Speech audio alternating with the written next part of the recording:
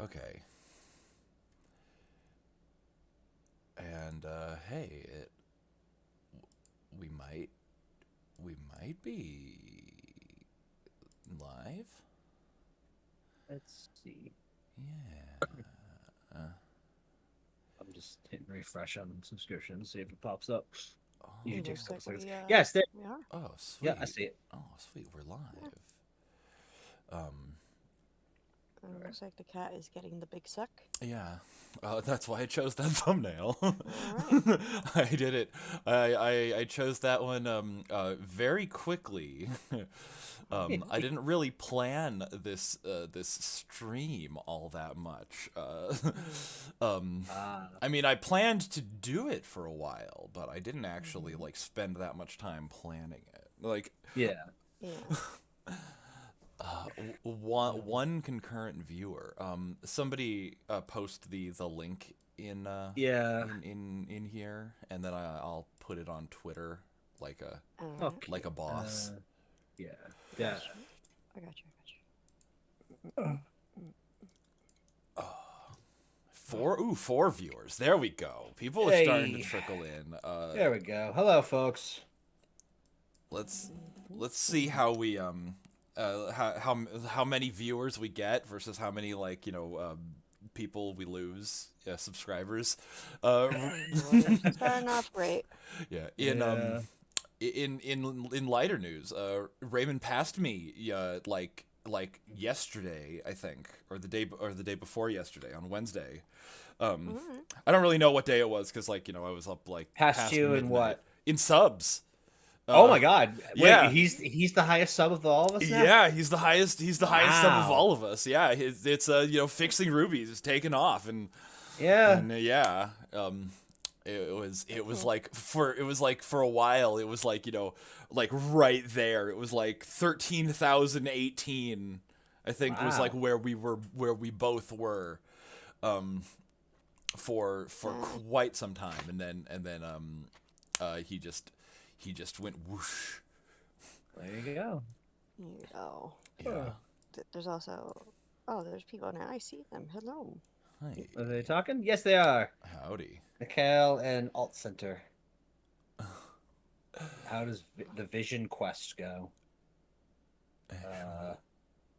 Oh, we're talking about. Even better than them attempting plot. Yes, it is a lot better than them attempting a plot. Is he talking about? Wait, The Vision Quest Vision or Quest. Ruby? Is that Ruby? Is Oh, they wait. talking Ruby or I don't know what the Vision Quest is. D- oh, yeah. No, okay.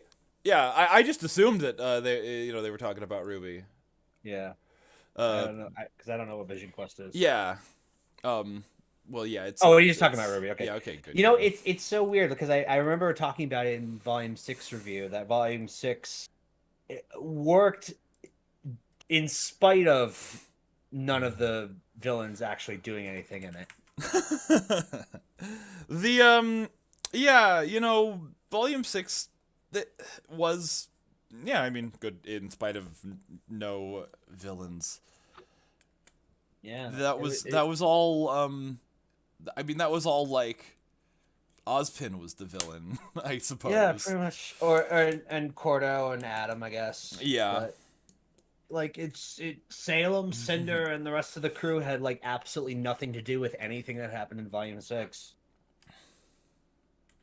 And it's And I don't know. I was It- yeah, I was okay with that. yeah, no, I was fine with it. And Like, now they have even less. it was working. Yeah. Hey, Yeah. Fat Man. Yeah. Go ahead and tweet this out so we can retweet it. Yeah. Yeah, I'm Post it. yeah. I'm definitely. tweeting it. I'm tweeting it right now. I mean, the Alt Center. I might be tripping. I am running on like, I'm so tired. Yeah. Isaac. Me and Fat Man are basically just waking up. Probably. It sounds like it anyway. Right now. Yes, we sure No, I am. are. I'm like, oh no.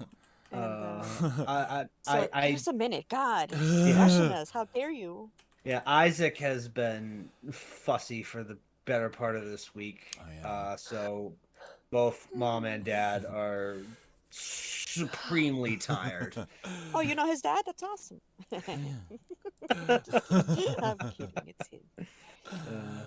Tom stayed silent. Oh, yeah, you know, we're talking about like having just woken up and running on little sleep, and here Tom is, new dad. with a baby that won't stop crying. Yeah. Well, I mean, that's just any baby, right? Yeah. No, it's nothing. It's nothing like unheard of. Uh, He's mellowing today though, although now he's starting to coo a bit because it's getting close to his feeding time. okay. All right. Yeah. Sean, says he honestly forgot Adam existed. He's gonna be in Neverland. You'll see. Yeah. Or whatever. What 'cause is it? he Neverland. fell. He's in the hole. The fairy tale in the hole. Yeah. Him and Bumblebee. We said this. People Yeah. who notice more than me. Yeah. No, I dropped my Crunchyroll because bills, but yeah, it's been nice. It's been nice to be able to watch it Yeah. as well. I do need to pick it back up just because my wife and oldest was really they were really into Spy X Family, and we haven't been able to finish yet because it's Oh. like only on Crunchyroll. Okay. Oh. Yeah. So at some point I'm gonna have to pick it back up Yes. so that we can finish it because that's like the one anime that they've been like hardcore into, both of them. Yeah. I've been avoiding it because we might react to that. Yep. Okay. Yes. Yeah, I mean, my Actually- my wife likes Costume of the Elite as well, but the Spike's Family is just fun for the whole family. Yeah. Yeah. Actually, me It's and right there Sam in the had name. recorded it back in the Yeah. back in summertime when me and Sam had been. We were like, oh man, this we keep hearing about this. Should we like record it? We weren't sure. Like, okay. So we watched a little bit. I didn't think it'd be like something Fatman would watch. I think we watched like 10 or so episodes that had already recorded. And Fatman needs to catch up. By the way, we're almost there. You need to catch up. 'cause, Okay. Yeah. does I it- need to watch 10 episodes before we can. yeah, before, about okay. that. I gotta go find out exactly how many. Yeah. 'Cause I just have like loads of like Uh, audio Ne- and Neptune stuff. Neptune uses Verve. I had Verve like when it first launched. Then so I could watch New Game, and then they took New Game off it, and there was nothing else that I really wanted to watch, so I dropped it. But from what I hear, Verve kind of took off, so I don't know. I mean, Tom, you also have friends that have some episodes. That's what? true. Oh, Yeah. yes, yes. Wow. The most legal of streaming sites. Mhm. Much as you like Bearded John, I hope he keeps the helmet on. If nothing for the fact that a major ick for fantasy in my eyes is people not wearing helmets when projectiles or monsters are involved. Yeah. Oh, I can all see right. that. Yeah. That's one Is of that- those like practicality things where it's just like, no, Yeah. we need to see our actors' faces. Yeah, which I fully expect them to do Yeah. now, but now that we know it is in fact Joan of Arc. Yes. I haven't seen Sean, I you sta- just use a legal website. You should use perfectly legal websites. Those are the best kind. perfectly legal streaming site hasn't been around in a couple years now. So, There's many. Yeah. well, yeah, but like Perfectly the legal big streaming one. site is The a state big of one. mind. Many. Yeah, Yeah. if Jean becomes young, I hope he still keeps that sultry voice. I still don't know how they're gonna handle the Jean thing. Yeah. So, I just had a thought and I lost it. Yeah. Yeah. So we're halfway through the volume now.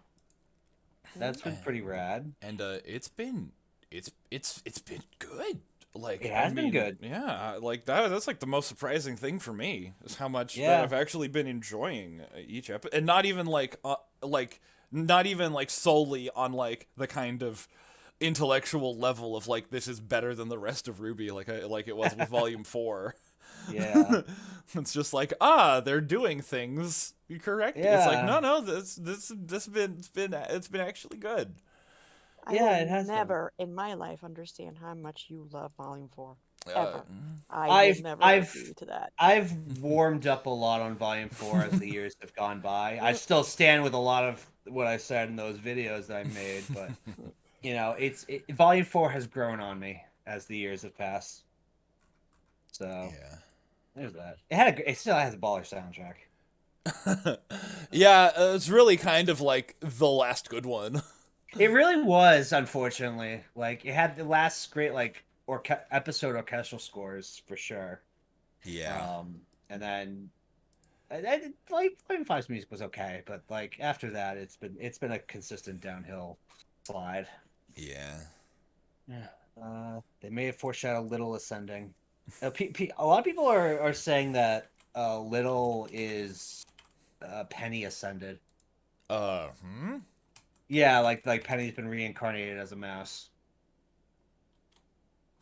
which I don't think I'm gonna I subscribe to that, No. because how many times are we gonna watch this same character die and come back over the span of one show? Like it's like the Full Metal Alchemist debate. Like how many times must we watch Maze Hughes die over each iteration? Like at a certain point, you just can't take it anymore. Yeah. Ricksart, this stream like just started. Like 5 Yeah, minutes ago. Yeah, it hasn't even been going on for like 5 minutes.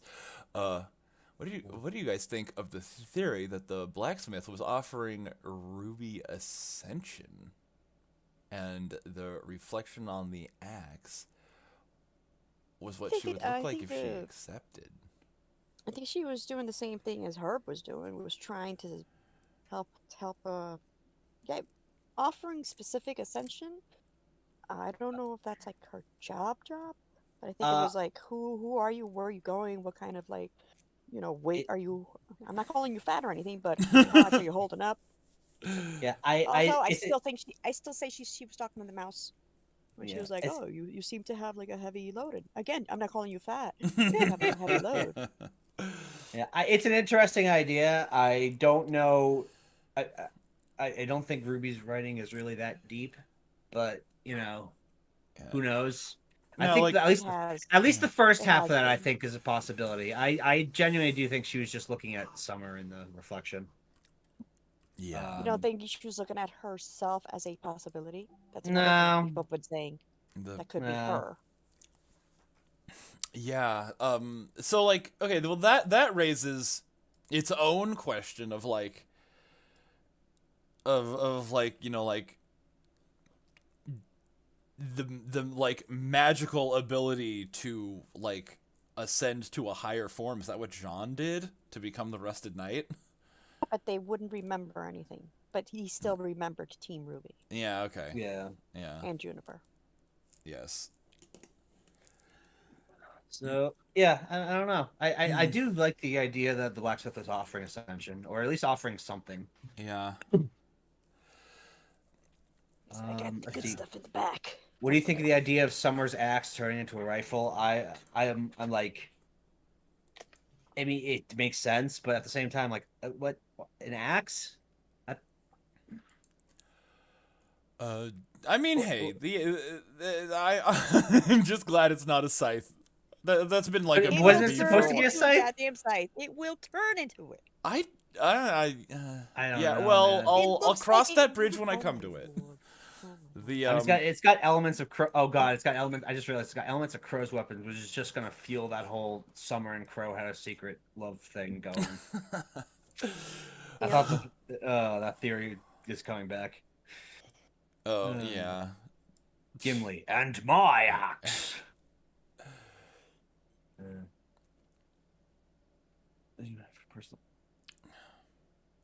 The steal the ascending idea from Avatar: Last Airbender and calling back Zuko's mom. Oh, is that what happened? Huh. Shows how much I actually pay attention to that universe outside of the show. Although my family did recently just binge through all of Airbender and Korra. So Oh, it's an idea from Airbender. I can say that I've seen it all now. It only took like 15 years, but I finally did it.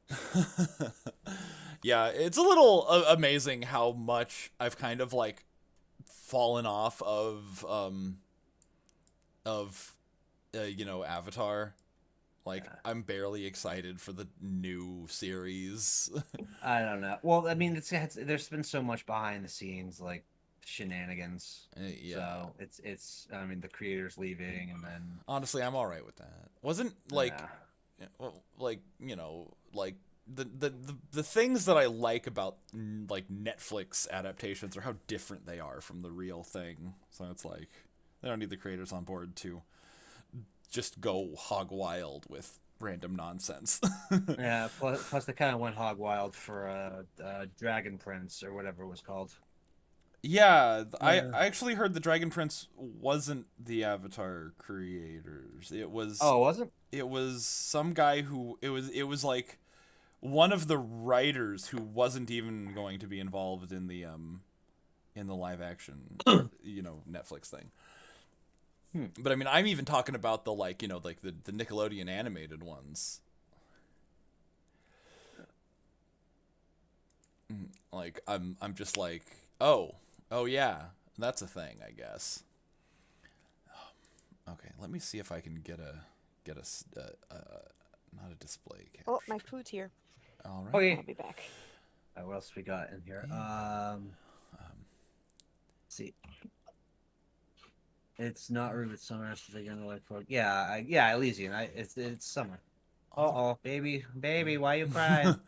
All the Ruby animators that have been there since Volume 5 had their contracts ended, and I don't think any of them renewed. So it's just weird that this is like technically the last volume. Yeah, they well here what happened was they were switched from actual employees to contract workers, then all their contracts were cut off or expired. So they went about it a really scummy way. That is. Well, basically, they lost their employee benefits and then were let go. Oh, Isaac, it's okay, baby. It's okay.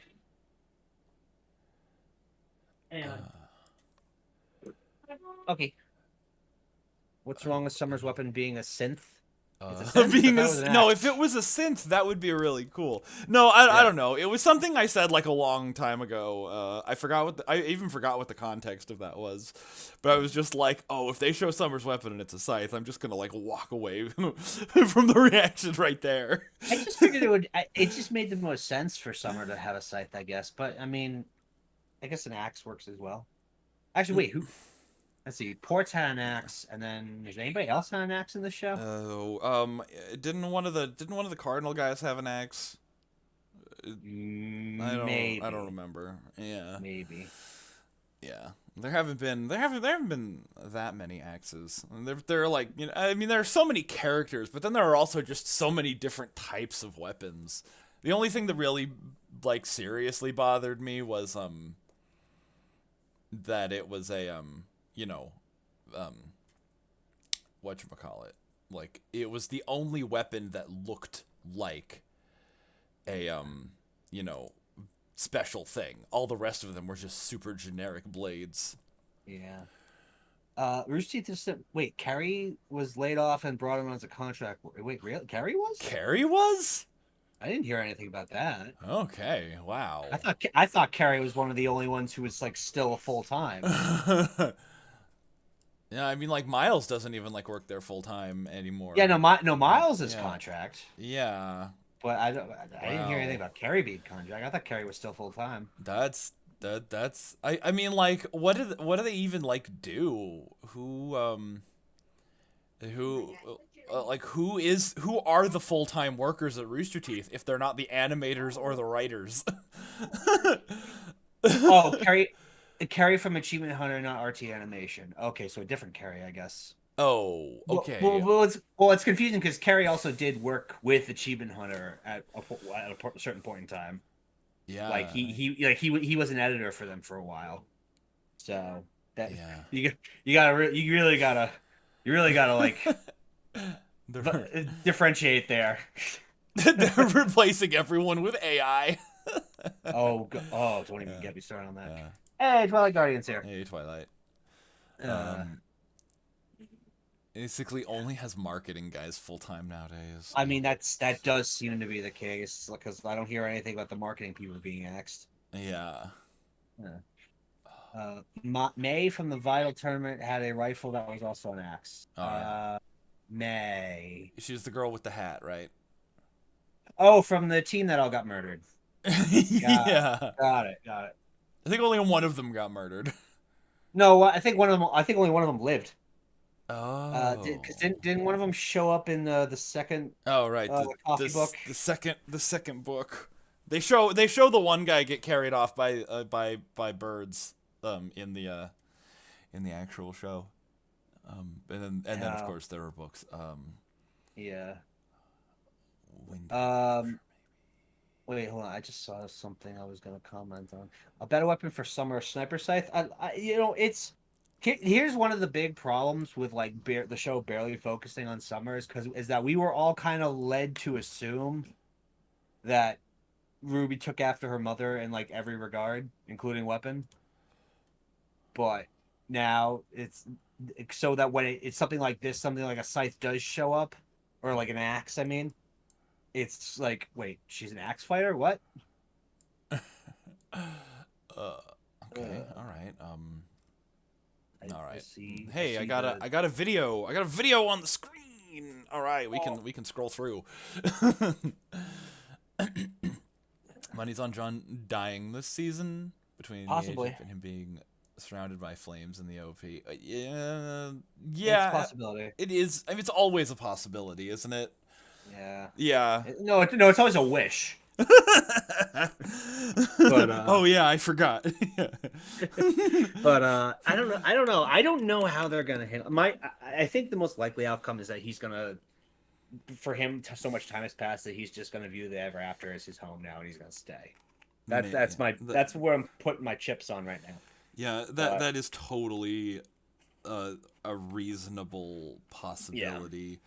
Like, I mean, somebody said something in the last reaction, which you should go and watch to find out who exactly said what. But the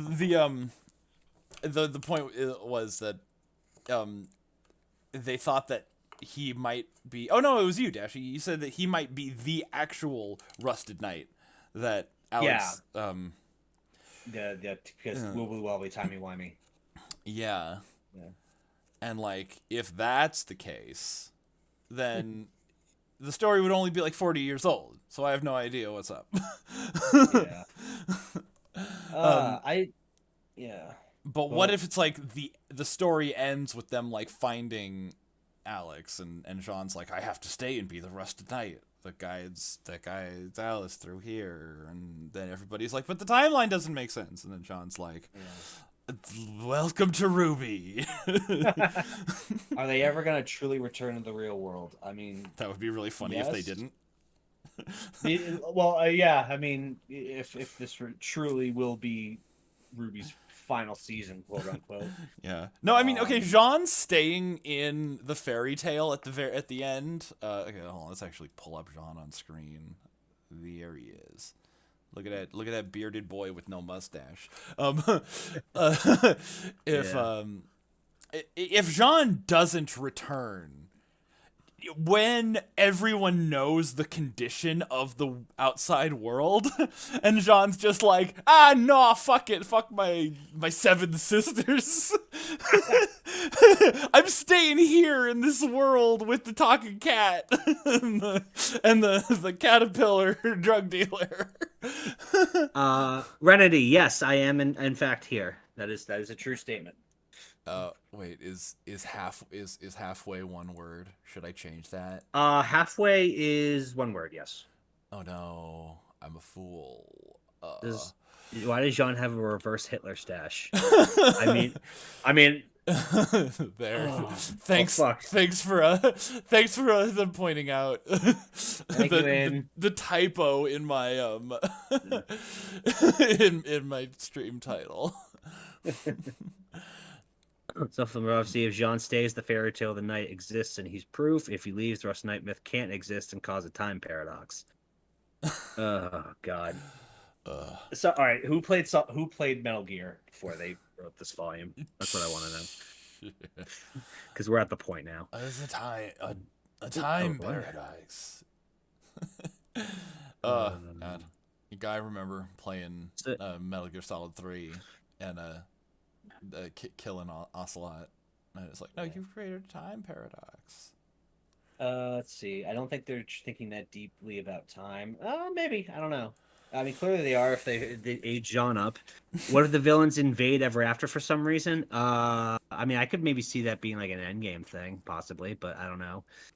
I don't Will know. they actually just never show Vacuo? I mean, it's a possibility that they get out after time skip and Vacuo has just been dusted, like turned to glass, reduced to atoms, whatever. To atoms, to expression a you bunch of wanna use. atoms, like a bunch of. But a it's bunch of been- Oh, God. atoms. It's been Bunch of reduced to bubbles. I'm atoms. telling you, he fell See, and he. see, I was making a Thanos reference, and you just went straight for the Atom Taurus. Not for the atom Taurus, not the atom apple, the atom Taurus. You just did the 1-2 Atom Taurus knockout. Yes. It's like Listen, they I am. By the way, Fabian, real quick, I Yeah. am here. I'm gonna mute. I'm chewing. I just Oh, don't want to chew. yeah. Oh, This okay, is not an alright. ASMR stream. So. all right. Yeah, that's probably a good idea for you to do because I didn't do that last volume and last episode, sorry, and Raymond is very Yeah. angry at me. I Yeah. know. I know. You're gonna see Tom like extra holy because Raymond tore him a new one. Holy shit. Oh boy. Yeah, no, I mean, you were also eaten in the episode 4, and I mean, I didn't say anything because I just Yeah, like, no, I edit no, the hell out of those reactions anyway, so it was Yeah, like I could it's- just take it's- out. Yeah, no, I try to mouth closed, but it's a problem. My wife hates it. Well, I'll just do that anyway, just to bother Raymond next time. Don't worry. Yeah, no, We're all just like, I just from now on I just got to eat before I get on. yeah. The episode Um, 7 reaction is just gonna be like all of us munching and Raymond like pulling his hair out.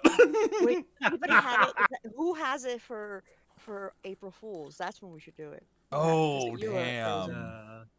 Oh, thanks, Trinity. I appreciate that. Yeah. I just get flashbacks to the volume 5 and 6 era when we always did that most popular reactor poll. I was always dead last. So now you're taking your revenge. I just take my wins when I can get them. Oh, hang on. Why did Ambrosia say not to fall again? It seems to be little downsides to the Ever After. Oh, wait, what the hell? No, I don't want to do that. I don't know. I mean, I'm sure there was a reason. Yeah, I feel like he could have been more specific, but also, you know, he does just kind of feel like an asshole dude, bro.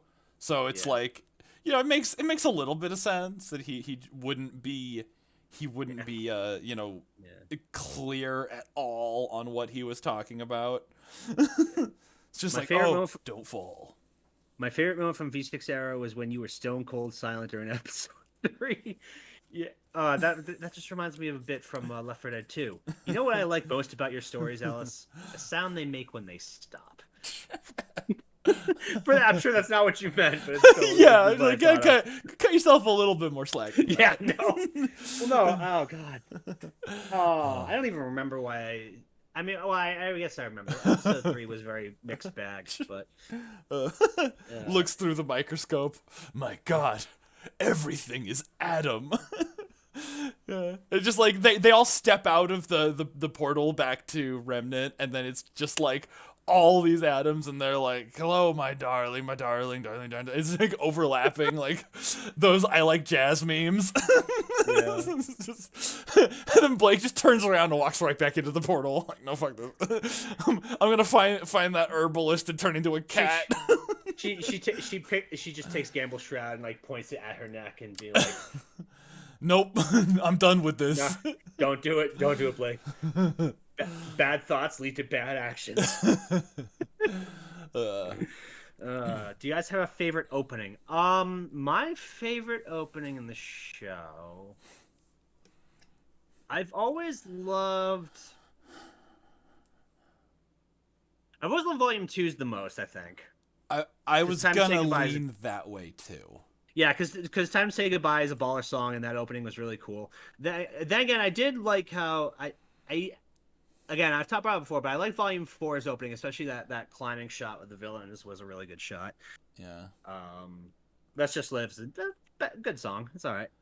They're gonna leave Neo trapped in the ever after. I hope so. I think I feel like this is the best chance to get Neo out of the story, because she doesn't, aside from hate revenge, she doesn't really offer a whole lot. Yeah.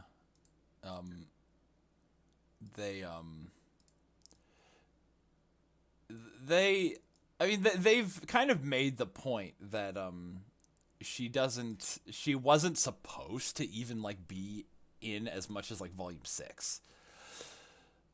Yeah, it's V4 had an underrated OP. Yeah, Neo has no reason to exist after Volume 3. Yeah, pretty much. Yeah. I just I don't know, like. Her entire existence is so weird, because they made a big deal about how she was added in last minute, like the day the episode was supposed to go live. Yeah. But in the trailer that premiered months before that episode, you can clearly see that she's there.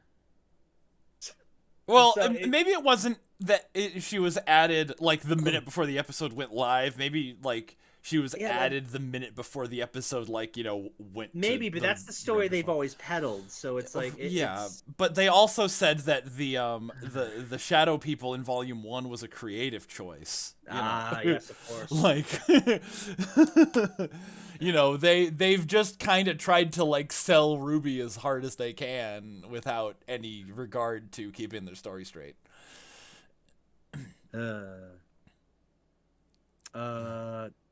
She started a new channel. It's called All Good, No Worries. What's that? They could have had her as a big bad for V6. Well, but Adam been done with her. I don't know. Aiden, I have no trust. Your favorite moment from Volume 6 was when I deafened myself, much to everyone's confusion. Oh yeah, God, that was during the Adam and Blake fight, and I was just like completely talking over everyone because they could still hear me. Murderer Birds was on that reaction, wasn't he? Yeah, a couple, I think. Yeah. Because I remember I definitely sat in with him on like the last one, and then that first episode of Genlock I remember doing. Yeah. Oh, Genlock. Yeah. I actually ran into it when I went to RTX last summer. I ran into him in the airport. That was pretty cool. Oh, nice. Yeah. Because you guys are both from Mass, right? Yeah, we're both Massholes. I don't know for how much longer, but because I think he was planning on moving to Canada with you near Cal. Oh yeah. But yeah, at the time being, it's cool that we're both kind of in the same state. Well, Jeff Williams and Casey are here too. Nice. I couldn't find my mouse fast enough to agree as fuck to that. To the Volume 6 where he was when you muted yourself or deafened yourself. Yeah, I deafened myself. Because everything went along with what we were saying. And then we all realized at the same time, and then we were just like talking about you, and every time you would answer, it would be after any of our pauses. It's my absolute favorite. Yeah, it was a glorious moment. That's why not having a really strict skills or abilities to actually record or do your job can sometimes benefit everyone, including the audience. I think one of my favorite moments of past reactions was, I think, episode 3 of Genlock, when Cammy is basically recounting everything that happened last episode, and in the middle of it, Fat Man just goes, "Can I just leave? Can I go?" Episode 3 of Genlock was the one that got like super dislike bombed, right? No, episode 2 was. Episode 2, yeah. Yeah, episode 2 is the one that people hate. That one. Yeah. That's and now they've hidden dislikes, so no one will ever know. No one will ever know. Nick says they added Neo because Monty didn't want to animate Roman getting onto the mech. No, not the mech, onto the airship. Airship, yeah. Yeah, and that's another one of those like stories that like they just went with, and it's a good enough reason to add a whole new character to the show. Okay, all good, no worries. It looks like that's looks like that's an Elise Williams thing. Because her video with her in is the first one that pops up. So I don't know. I'm still like they're having like a conversation in the chat about it. So I'm just looking it up because I'm curious.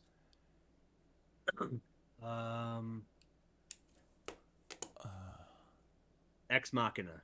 That's all Joe that hates says. I mean, it was a good movie. Yeah.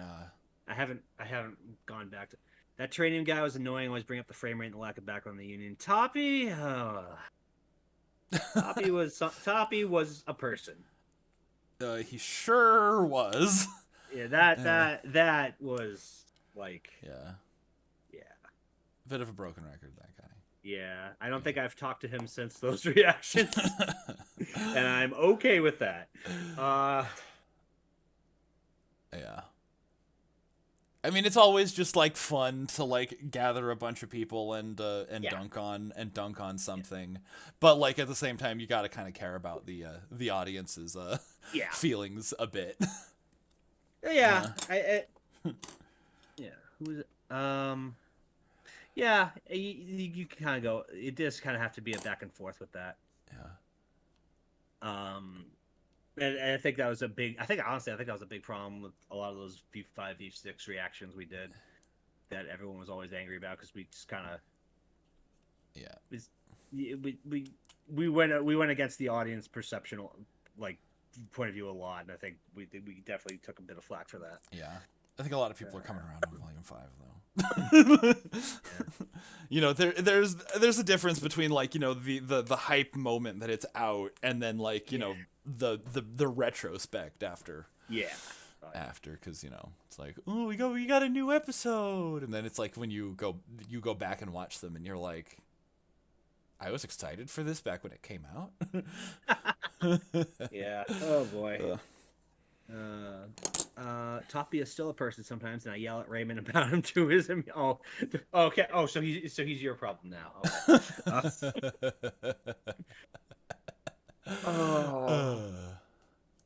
Oh yeah, he is a Digimon guy. I forgot that. Like a pissed off Gatomon was his avatar. Yeah. Let's see. Genlock Season 2 killed everything the fan base liked. I still haven't because I don't own HBO in any capacity. Like I've never had the channel. I've never done HBO Max. So I have not. The only thing of Season 2 I've seen is the infamous scene with the full frontal. I thought that was a Season 1 scene. No. Okay. No, that was. I had to look it up because it was just so. I was like, no, there's no way that as soon as they hit HBO, they automatically go for the nudity angle. Jello's voicing a character. Yes, he is. He voiced the raccoon. Yep. The hug thief. I've never met the man. I think there would be war if we did. Oh yeah, probably. Yeah. Watching volume. Oh, hey, Pax Man with the super chat. Hey, nice. Best season, best character, worst season, one character. Every movie have an actual end. I can. What about Ruby keeps you around and reacting? Thanks for all that you do. Well, thank you as well. Thank you very much. Let's see.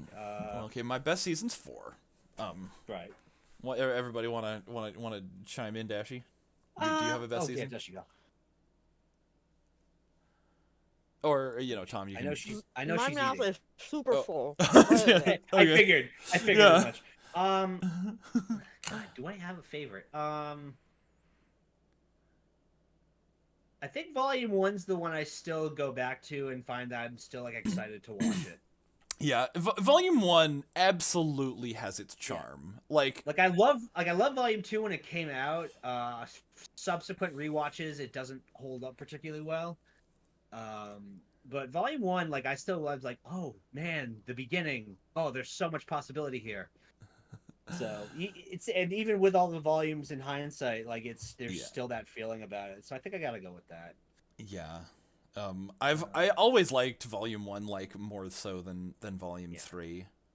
Yeah, I gotta agree with that. I'm still not super. I mean, the ending of Volume 3 is great, but I'm still not. I've still never been super in love with Volume 3. Yeah. Um, Let's see. As favorite character, I think I gotta go with Watts. my favorite character is Yang. I don't Okay. know if that makes me a basic bitch, but It was Weiss for the longest time, and I guess on a Team Ruby, it's still Weiss. But it was really close. Like, I probably would have said like it's a tie between Weiss and Yang up until Go to Your Room. Like, that was Go to Your literally Room the is what ended moment it. where I decided it was Yang. But for non, main character, because I don't know if this is just me, but I always think saying that, like, oh yeah, the main character is my favorite one, just because that's kind of obvious. Like, they have the most screen time, they have the most good, and they probably Right. have the most bad too, just out of sheer volume. Yeah. My favorite non-main character is May. Marigold. Yes, May Marigold. Okay. I call bullshit. Hold on. Callie. No, okay. Ah. There's a difference between there's a difference between best waifu and best character. Like, yes, if it was Okay, fucking specify the fucking shit, okay? yeah.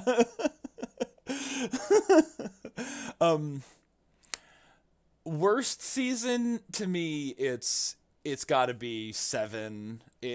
Oh, really? Yeah, it's like, Volume 5 is awful, but like at least Volume 5 had the audacity to like not do anything. Like Volume 5 was like, you're going to sit here in this room and you're going to hate it, but you're going to do it anyway. And like the whole time that I was watching Ruby, I was like, okay, the writers are bad. The writers are the problem. And then in Volume 7, they brought on new writers. And it's like, okay, we got new writers. Now we're going to see like Ruby at its full potential. And then they didn't show us Ruby.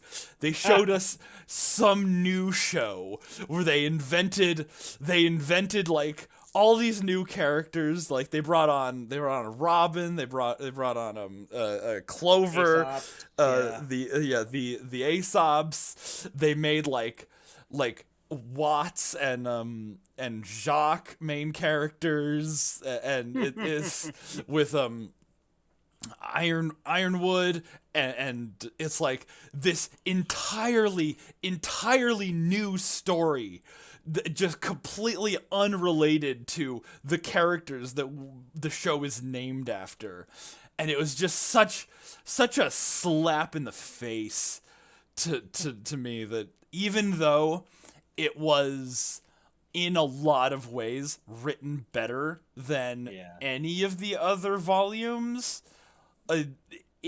it's just like insulting that they took this show, that it's like I was waiting patiently for it to like pick back up and be like this show is really bad, but I'm in it for the long haul. I'm gonna see it all the way through, and I was excited when they brought on new writers, and then they just brought on new writers to disappoint me and spit in my eye.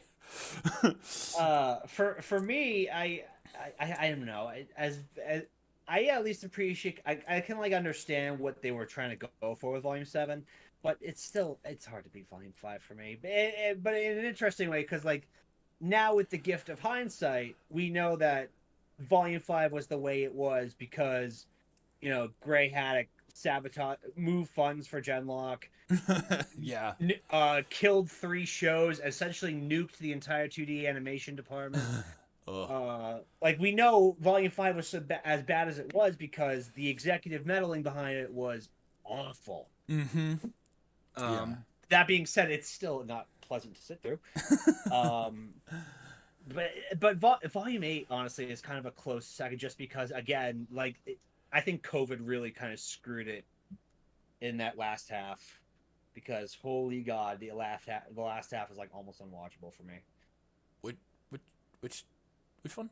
Like What did you like say? just like the last half of volume 8 is like so like when Really? after they took that break, and then it was they went like it was like the animation Uh-huh. quality went downhill. Oh, The, all right, all right. the story and acting quality went downhill. Like everything was just like that Hmm. whole last fight was almost as bad as The More the Merrier. Okay, all right. Yeah. Volume 8 to me was like kind of like a return to form. Like I thought it was kind of like as so bad it's good as Volume 1. And that's Yeah. one of the reasons why I just like can't hate Volume 8. Okay. Like No, I, yeah. I that's why I don't make Volume 8 the worst, because like at least the characters were doing stuff in Volume Yeah. 8. And they were in Like it. That yeah, and that's the primary reason why I can't say 8's the worst, Yeah. because at least things were happening, Yeah. and bad trumps nothing every time for me. Yeah.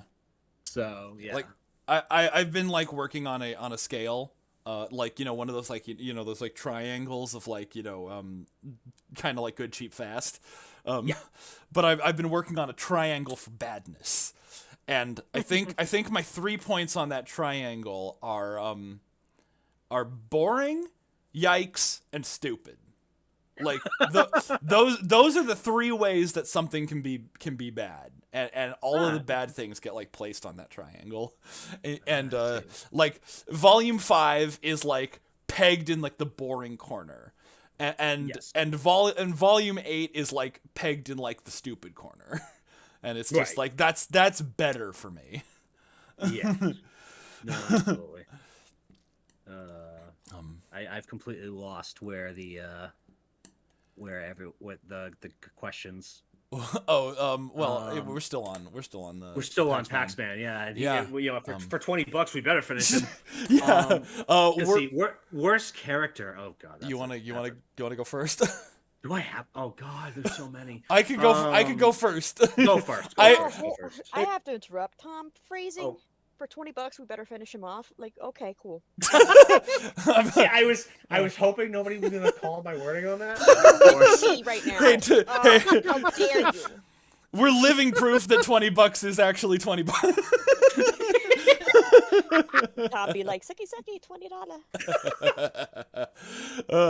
Okay. But worst. Oh god, there's so many. Yeah, no, Fat Man, you go. I don't even. Know Okay. Yeah, cuz see, like, I think you'll be able to follow my horrible take very easily, Yeah. because I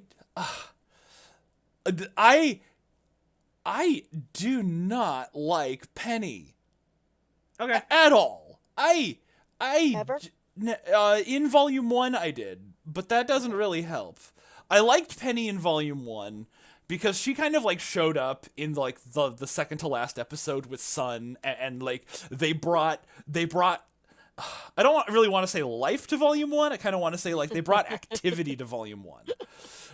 Like, All right, okay. they show up in shit, what was that episode? I don't know. It was the second to You last say one.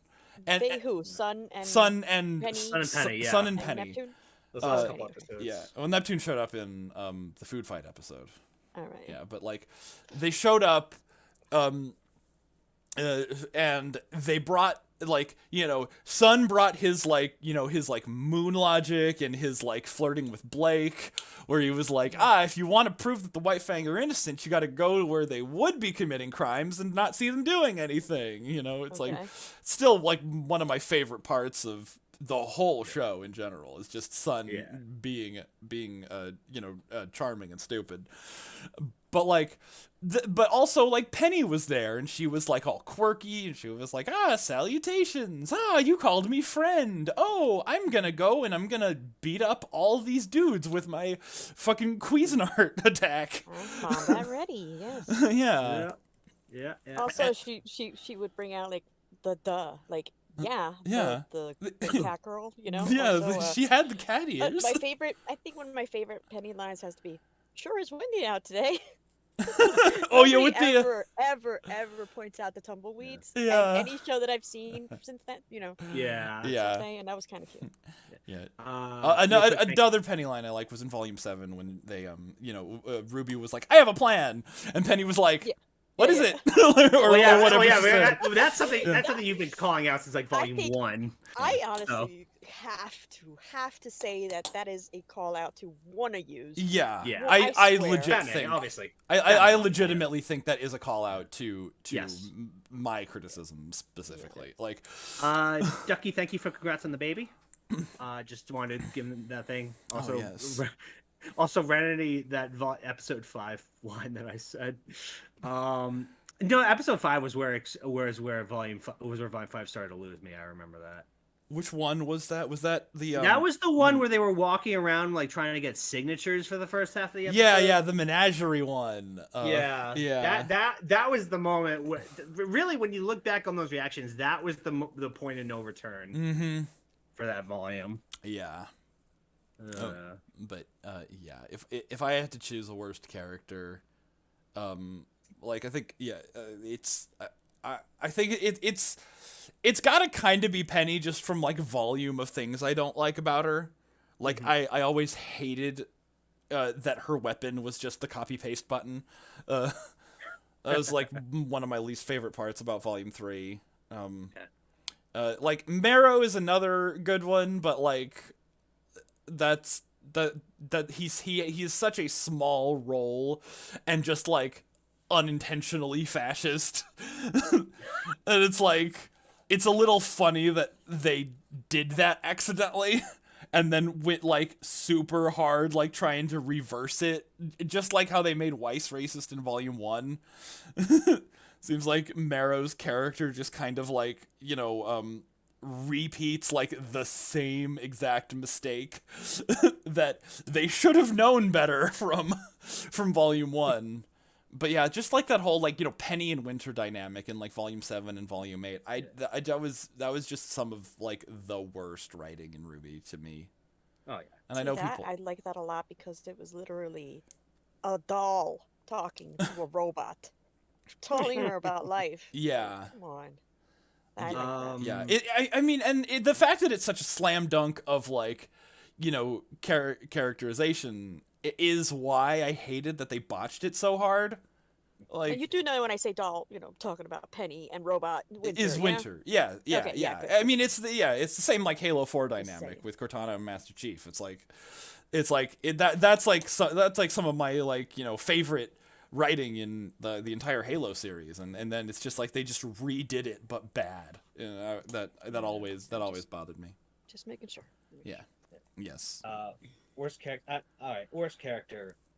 Robin Every- Robin. for you. Okay. Mm-hmm. Okay. All right.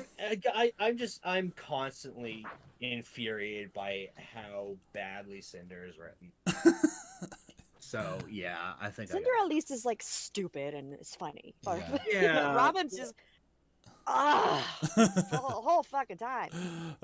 like I think the moment that killed Cinder as a character, I'm opening the window. Oh, like killed Cinder as a character was just the whole thing with Volume 5. Like you could have just grabbed that thing and ran. and then the next 3 volumes would not have happened to you. Yeah. But instead hubris got in the way. Yeah. She was gonna And you- betray what's her name? Raven. She was gonna betray Raven anyway. So like why did she go along with the whole we have to kill Crow plan? Yeah. Um Oh god. I was personal like I didn't like Cinder's backstory either. I thought that sucked. But like at the end of volume 7 when she was fighting with Winter, the sheer like rage, pain, and panic in her voice when Winter cut her arm off was like enough to bring Cinder up a little in my book. I guess. Yeah. Okay. Yeah. And then let's see. As far as my Going back favorite up. character, I'll let you guys guess. It better not be Penny.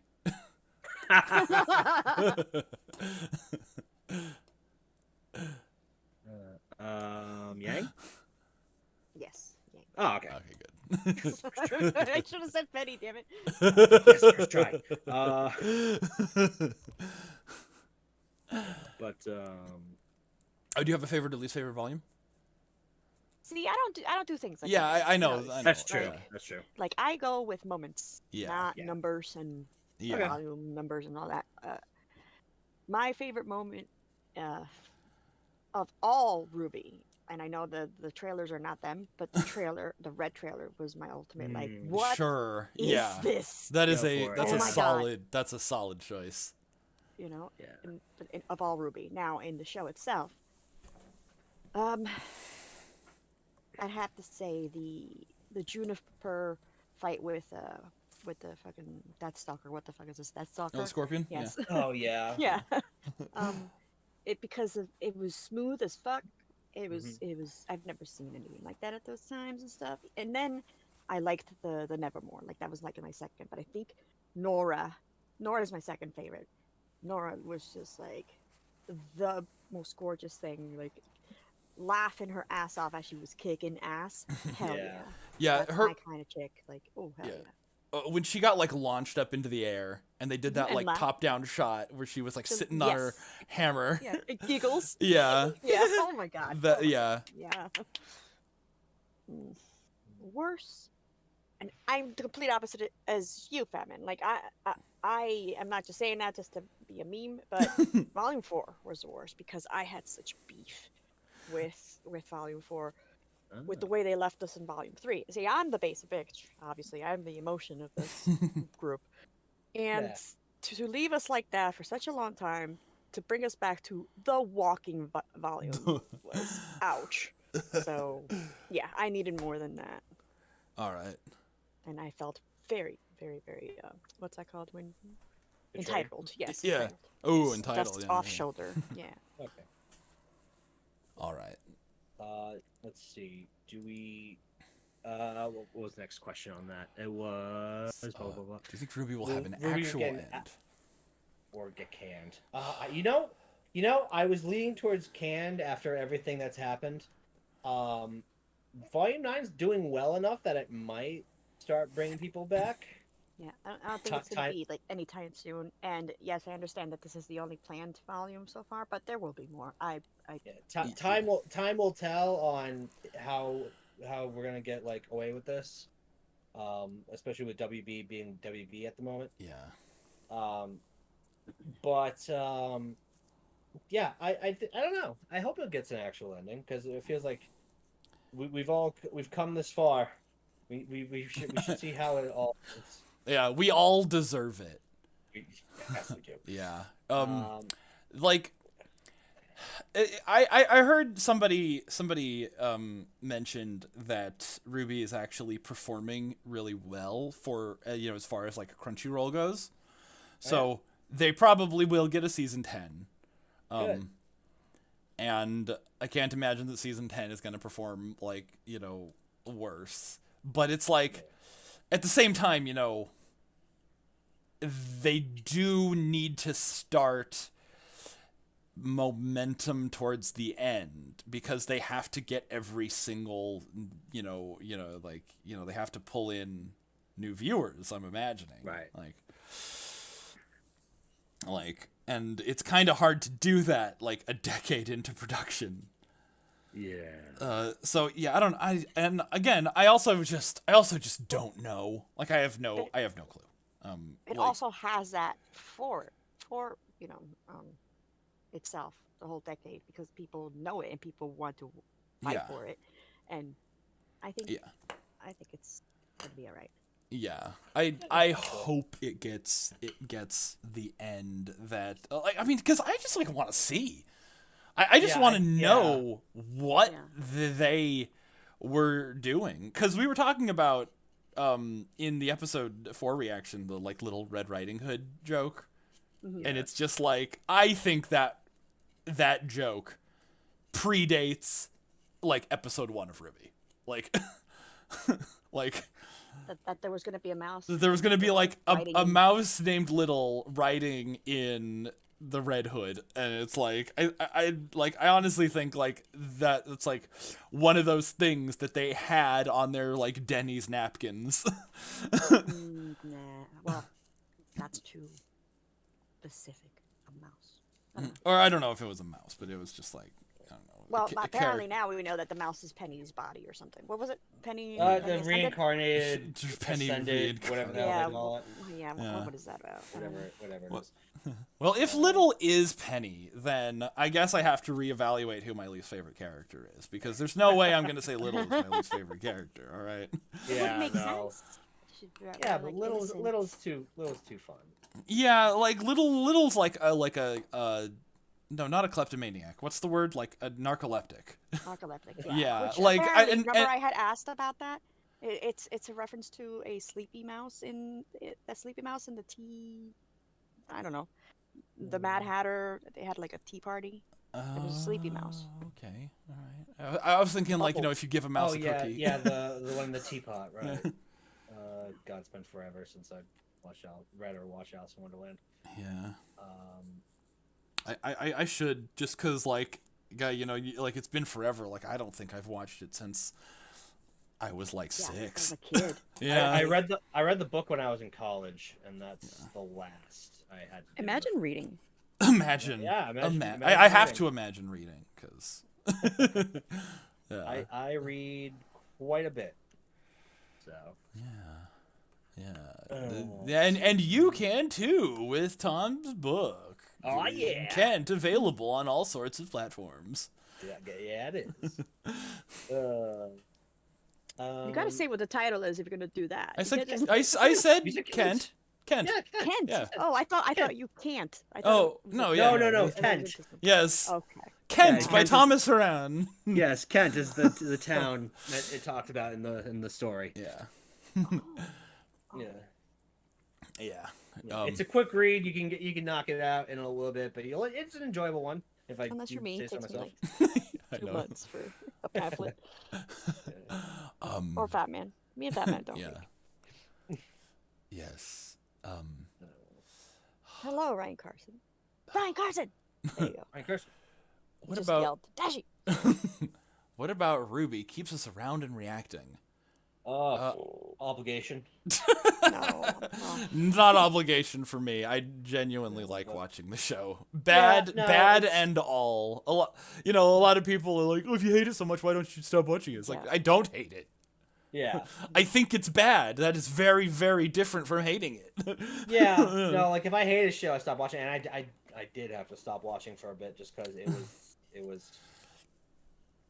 it got to me quite a bit. But it's there's still a lot that I've enjoyed about the show over the years. Yeah. So. Yes. Is RVB dead? Seems like it. I haven't heard of any new seasons being planned. Yeah. By the way, Rick starts over here says, love to see you back, Tom. Cool. Yeah. Cheers, How's cheers, it? man. Wait, have you gotten any of the backlash of coming back of like? Not that Tom, I've seen. Tom gave us hope. He actually left and stayed out, and now he's back. What the hell? Now he's not get anything anymore. What's Not that about? that I've seen. I haven't seen any of Yeah. that. It's like people. That's what you were known for actually leaving Yeah, no, and like well, sticking well, to your the- fucking gun. So Yeah, Now, well, now I it's mean, I time always- to gun. well, first of all, I always kind of left open and personally that I would still watch the show. I didn't think at the time that I would come back to reacting to it because I was just so frustrated with everything. Like the time period of Volume 5 and 6 was a stressful one. Like between audience opinions and the audience. I was the guy who read all the comments, and it didn't seem like anybody was enjoying what we were doing, and it was that gets to you when you're a creative and you're trying to keep people Nice. entertained. And then personal stuff. My dad at the time wasn't doing well, and I've talked about that ad nauseum. But it was a lot of things happening at once that I ultimately like. Like Ruby was just kind of like the icing Not worth it to the anymore. You awful have cake. better It things to worry got about. to a point where it wasn't worth it. Yeah. When you have guys like Harbinger, wanting to take a swing at you with a boxing glove with a blade attached to it all the time, or just like random psychos on Twitter or just things like that. It's just it's after a while, all that negativity just builds up and builds up and builds up, and I just hit the wall hard on that. Well, at so least you're I not a had to. homophobe like I am, Tom. Okay, did you know that? Did you know Yeah. that? I got a comment once. No, that no, I'm no. a homophobe. I got crucified for the opposite. For I got crucified for because I was like for being supportive of things like God, yeah. Ilya being gay and things like that. Like Are you I got fucking kidding me? Really? no. We had an entire video where we Yeah. had to What is address this, like that. 1987? Like, Yeah. what? I know. Review. We had an entire video where we had to address that because Oh my I got so God. much shit for that. No. Yeah, and but now like things like a lot of things happened in the off time. My dad got better. I reconnected with my wife. I have a great family now. I have people who my wife is constantly like, you need to love yourself more, honey, and is like trying to push me to do that. And it helps. But the reason I bring that up is because like there's but there was a time where like my work, like my video work, my writing work was all I really had to do. It was all I really had centered my life around for a long time. So obviously audience reaction to that is important. Now I have things outside of my life, which I can like see. Like now, if I make a bad take that people don't like, or I get flamed for something, I can just say "fuck you, cocksucker," and I move on to the next thing. Yeah, you're like, I'm a published author, bitch.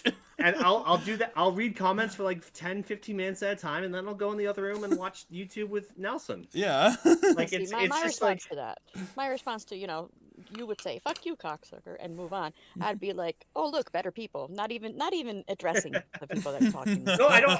No, I don't even address them. I just say it aloud and then I scroll Oh, down. Yes. I don't. Yeah, no, because that's what like, gets. I don't That's what gets. Yeah, people. no, They yeah, no. I want don't you to reply to. respond to them. They want. Yeah, to no, I don't. fight I you. don't really reply to anything anymore because I just don't see a point to it. Because I realized around volume 6, it got to a point where I realized that there's no point in doing those arguments because nobody's ever gonna shift position.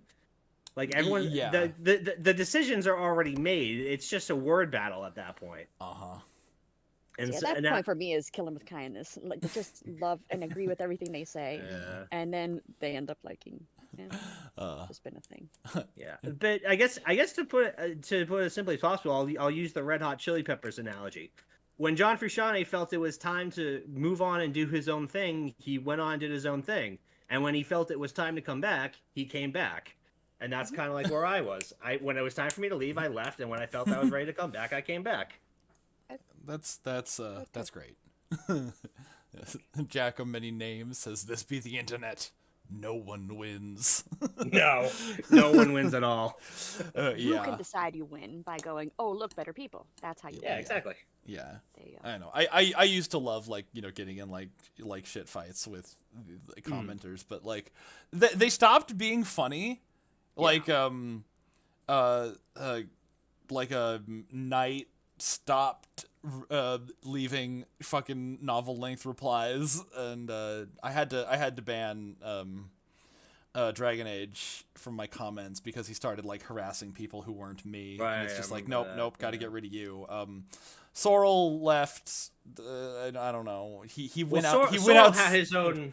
Sorrel had his own tragic departure from the show. Yeah. What was it about? About like Cinders not having a song or something. Something like that. Yeah. I don't know. We never talked about the soundtrack, so yeah. Hope but- Sorrel is doing well. Okay, But no, I don't all really my- see any of those old names anymore. Like I don't see anything from Knight. Half the time I don't even know if Knight's alive. I never see Harbinger anymore. I've seen Harbinger one or two times, but not in relationship to like Ruby stuff. I haven't seen it in a while. Yeah, and the ones the old guard of Psycho comments have kind of left the station, and the new ones I don't know about them, so I don't care about them. Now, have all of us received death threats? I know I have. Well, I'm yeah. sure yeah. I have too. Yeah. Yeah. Those are fun. I've had a couple, yeah. Yeah, I mean, I've had like like the God, it was on the White Fang video, and somebody The White Claw? Yeah. yeah the White Claw video, and somebody is like, if you ever come to Ireland, I'll murder you. And I'm like, Oh, oh. mine was for associating with you bitches. That literally was it. For you being my friend. Wow. Yeah. Cool. I know. Yeah, the big one was the reaction to the like LGBT stuff. I remember getting some of that, yeah. and then some Twitter, a couple like one or two Twitter people. Yeah, I remember like I saw like on Twitter, I saw somebody like talking about me, and then I saw one of the replies.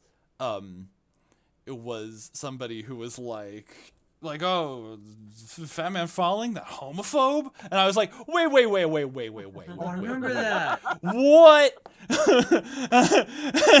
And I was like, 18 of your best friends are fucking. yeah, I know. like I have more gay friends than straight friends. I'm like, what do you like? And I was because you know in the volume 3 review, I say like, oh you know. Vacuo is or not Vacuo, but I was like oh no, Atlas is full of like conservative douchebags, and Vale is full of hippie liberal faggots, and it's just like, okay, wait, is that what you're like getting on me for saying that in the like, you know, for like 1 second in the volume 3 review, and they were like, no, you went on Rudolph's podcast, and I'm like, we didn't talk about gay people on that pod. What do you? And then they pointed out all of the stuff that he said in the past, and it's just like, oh shit. What year was that? What year was that with the volume 3 review? I think that was volume 6 actually. Oh no, what year was the volume 3 review? No, where you said that. I'm just trying to say, like, it's been a while, right? Yeah. Oh, that's all. Yeah, guilt by association. My favorite too, Nemo. Yeah. That was my most common one. Yeah, I've that one. That's one of the more annoying ones for sure. Yeah, guilt by association. Gotta love it. Terrible. Yeah. Okay, your boy Neptune. Thanks for the super chat. I saw that, yeah. And have you seen the AI presidents arguing over Ruby? No. Oh yeah. I've seen those videos like floating around. I haven't watched them. But yeah. Somebody's doing a thing with like Biden, Trump, and Obama, like AI, talking about random shows. I've seen you know, the AI presidents there was a good one where they were like playing like Biden was like playing like the Impossible game, and there was another good one where they were playing Uno. But if there's one where they're like arguing about Ruby, you got a link? Yeah, you got a link. We'll do. DM me the link. I'll put it in the chat. If you can. Yeah, I've seen those videos floating around. I haven't watched them though. Yeah, there's so many of them, and it's just like Oh, Twilight, you had a short conversation with Knight. He's still the same. He's a boy. That's I both pity you and envy you. Knight was the one I had to like perma block because he like to the point of someday he's gonna show up on somebody's doorstep and the cops are gonna have to be called. Yes. Yeah. My favorite interaction with Knight is when we were on Twitter, and I don't know, I was making fun of him, and it was when Miles like printed out that award, like that, you know, that like, you know, print your own award thing, and it was like the best writer of Ruby, and I just like retweeted it sarcastically. And Knight started like replying to me. It's just like, oh yeah, what awards have you won? As if like printing out your own award is like a real award. So I took a picture of Cuba Gooding Jr. with his Oscar, and I photoshopped my FMF logo over Cuba Gooding Jr.'s face. Oh, I remember that now. I remember that. Yeah. And he was like, "Oh, that isn't you," as if that was like an own, like. And then I was like, "Oh no, it's me. You just don't know what I look like." And he said, "You're the guy with red hair and a beard." Like, he got me and Raymond completely confused. Oh no. Yeah, he's like, yeah. I'm like, okay, first of all, those are two different people. It was like that was always my favorite interaction with Knight. That was just like one of the dumbest moments in my life. When he's like, "You don't actually look like Cuba Gooding Jr." And then he couldn't tell me and Raymond apart and didn't know we were two different people. And I was just like, always that moment lives rent free in my head. I don't know, Ryan. Wait, There's another super chat. Just 1 second here. yeah. Ryan says live reaction to the president's thing. That's up to Fat Man. I'm not sure if I can even do that. A there's a $10 live super chat reaction, I wouldn't risk it, but it's my editing week. On Saturday, like I will definitely throw that into the mix, along with the Ruby Justice League crossover trailer. I was gonna do that for episode 4, but I was having such horrendous computer problems that I didn't want to risk it. So yeah, I'll throw the presidents in there, and I will throw the Justice League. All right, so Ruby don't watch crossover this trailer. then. Yeah. Don't watch it yet. But I Ryan, mean, the audience can if watch you think it. if you think that was me throwing you like used rag, you have no idea. All right. Anyway, what? The Twilight Guardian. Surprisingly, he's the one I had the most polite interaction with. That's possible. To have a polite interaction with Knight. He just has this impulse to argue, even when he knows that he's wrong. He admitted to me. Yeah. No, I mean, Is this the episode where the villain gets an origin story? No. I 100% believe it. Some of the worst arguers are like the politest people. Like that was me and Perfect Harbinger. Like, yeah, he was fine. Like I'm glad he was polite to you. Yeah, no, he was very polite. I could have tolerated him more, but he got so overbearing with the amount of power he thought he had in a discussion. Yeah. Like, where he really acted like not talking over the episodes was like gave him like the authority of gods and kings. Yeah, and if he was right on something, he was like, "Oh, I'm awesome." And if we had a take, he would call us a brain dead morons.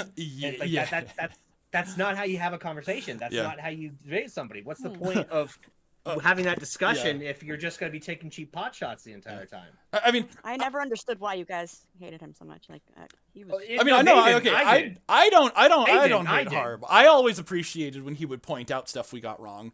But he did act like a complete and utter douchebag whenever he was like, "Well, I didn't talk over that scene, so I actually heard the dialogue."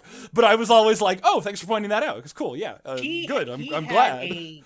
He had a raging hate boner towards me. He always did hate you the most. Always hated me the most. Yeah. And it was so and it got so bad that I had to put him in timeout for a while. Yeah. He's not in timeout anymore. I think he's gone. I think he's banned. Yeah. Yeah. Listen, though, there's a $10 super chat here from Carl. And I know it's not that I've been trying to say for a while, and it's a $10 super chat. How has Volume 9 been? Been avoiding it mostly because I don't know if I can take the disappointment / frustration of the weekly Ruby watching Ruby and of weekly watching Ruby anymore. See, this is what I mean about reading. it's not easy. I heard it's kind of good. IDK, trust you guys. Let me know. We've enjoyed it. Yeah, it's been great. It is kind of good. It is very much kind of good. I think I like they'd have to shit the bed pretty hard in the last half for it to not be the best volume. It's also very, very different because and that's part of the positive of it I know Ruby is kind of the champion of the they got us in the first half. I'm not gonna lie meme, but they it's going in a pretty good direction right now. Yeah. So hopefully they keep that going. Yeah. Like I mean, Volume 6 was like the king of that, where like the first half of Volume 6 was glorious, and the last half of Volume 6 was like some of the worst stuff that ever graced its screen. But Volume 9 is really good so far. And if you're gonna be like, oh, it's filler, you probably won't have that good of a time with it. Meanwhile, I'll be if you- like, it's filler. Don't even know her. yeah. If you're gonna go like, oh, it's filler, don't even know her, then it's probably gonna be amazing for you. You're dashy. Yeah. Yeah. I like it. I like it so far. Yeah, I've enjoyed it. Super fun. It'll probably, I mean, like, okay, every volume of Ruby is better to watch as a binge than as a like week to week. Yeah, so case in point when I watched Volume 7, I just did it all in one sitting, and it worked a lot better than doing it weekly. yeah. See, I think Also it's the fact- I think it's also good the fact not that I had a to, couple- so you can have these like theories and talk about it and like be like, oh my god. Well, it also helped that I was a couple mimosas in when I watched it. So. Always a good always a good plan. Mimosas? Mimosas? Yeah. That's Mimosas is a good champagne and plan. orange juice, right? I know what it is, but Yeah. like you said, always a good plan. What is? To be a couple mimosas in when you watch Ruby. Yeah, we were having a family party. I can't remember what for now. But we were just they broke out the mimosas. I had a couple, and then I went upstairs later, and I was like, I guess I'll watch Volume 7 now. Yeah. Hey, Gavin, do you have your Streamlabs up? Yes, I have a Streamlabs Ready up. to go? The Hey link guys, is 5 minutes too nice to tell you this, but the best way, if you're feeling generous and you want to support, the best way to do it is through Streamlabs because Susan is very, very greedy and will take like 40%. He's Yes. too nice to say it. So make sure to use the link in the description. For I gotta bring my mother into this. generosity that you do. Tom, you're related to Susan Wojcicki, former CEO of YouTube. I almost said Tom, Rooster Teeth. your mom. Yeah. Also, Also, my mother's name is Susan, but no, not that oh. Susan. Well, okay. Not all Susans are bad. I Tom's think mom. it's Susan McYouTube. I think that's her last name. Yeah. My mother is a wonderful woman. Yes. Sure. Yeah, absolutely. Yeah. Of course. But when she goes to the annual Susan convention, can she set Wojcicki straight? Is that next to the Karen's convention? No, it's on the complete That's the opposite opposite. side of the Right, exactly. yeah. Yeah, no, actually, the CEO's not Susan anymore. Unfortunately, the CEO changed the day that me and Raymond put out, or out our reaction to the Volume 9 trailer, where we jokingly plead with Susan to make our channels go viral. And when we recorded that, she was still the CEO, and when we released it, like that was the day that the CEO changed. You brought down Susan. Yes, we did. But yes, Streamlabs is best labs. Is the best place. Yeah, Yeah. Streamlabs, best labs. Indeed. Yeah, but maybe not watching it week to week is going to end up having a better experience. But like we watch it week to week, and we've been enjoying it. Yeah. It gives you a like. I think that like WandaVision is the only thing that actually benefits on a creative level from watching it week to week. I am very much a binge boy. Oh yeah, you are. You are. Yeah. And the way you feel about WandaVision is how I feel about like a lot of shows because you need that like we gotta soak in that, we gotta marinate and talk about it with our friends. Yeah. It's hard for me to binge shows. The exception right now, family's been binging Castle, and that's been a fun time. With Nathan What? Fillion. Yes. Yeah, Definitely. because I was Great I, show, by the way. yeah, I was thinking like Castlevania, which me and Dashy just No. recently finished. Yeah. And it's like, because that's always what I type when I send Dashy my like audio Yeah. files. I'm like Castle. Fat Man Castle, and then I always think in the back of my mind like, God, if we ever watch that Nathan Fillion show, I'm gonna have to come up with something else. It's to a like, good, Yeah. it's a good show. We're on season 4 now. We're enjoying it quite a bit. yeah, I But yeah. I, You also I, got another stream chat. I- Stream chat, Super Labs. yeah, Oh my god. super lab, super lab. Yeah. So yeah. Basically, bottom line is that we've been enjoying it. For me, episode 1 wasn't that great, but 2, 3, 4, and 5 were really good. And of course 6 comes out tomorrow. But if you want to avoid watching it week to week, I also fully support you. Yeah, that's fine. Yeah, Ducky, Ruby is written like a movie and it is best to binge. Where's our next super chat? Up. Smith Black. Are we sure that Night isn't just Destiny the streamer's alt? That's when Destiny. See, like, okay, I don't watch those those political streamers. I can't even really think of who Destiny is right now. I watched one Destiny video when Trixie the Golden Witch, formerly Digibro, was debating him on something, and that was change his name. Digibro's trans now. Oh, So her name is. Wow, I completely her name missed that is news. Trixie the Golden Witch now. wow! I completely missed that news. Well, yeah, okay. That's why I dead named her. Gotcha. Yeah, just to clarify who I'm talking about.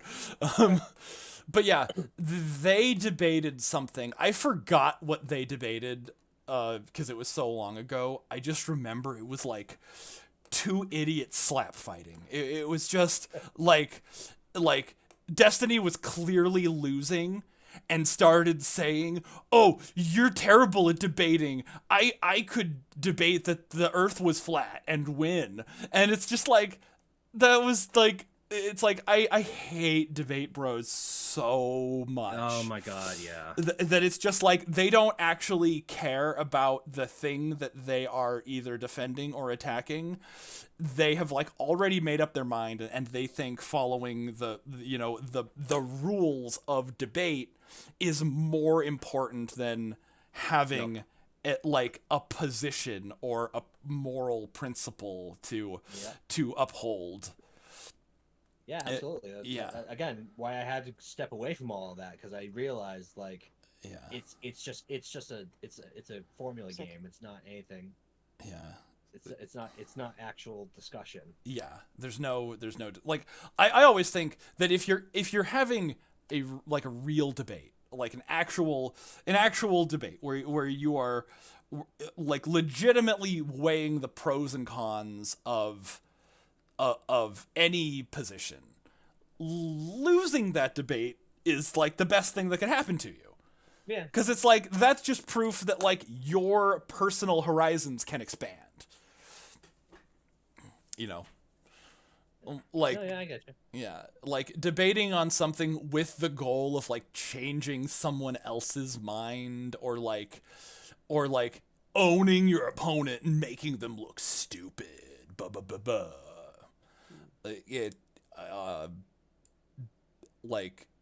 There's no value in that to me. Yeah. Like, It's just toxic and yeah. Yeah. It's always like, you should seek to have to have better understanding of each other's positions.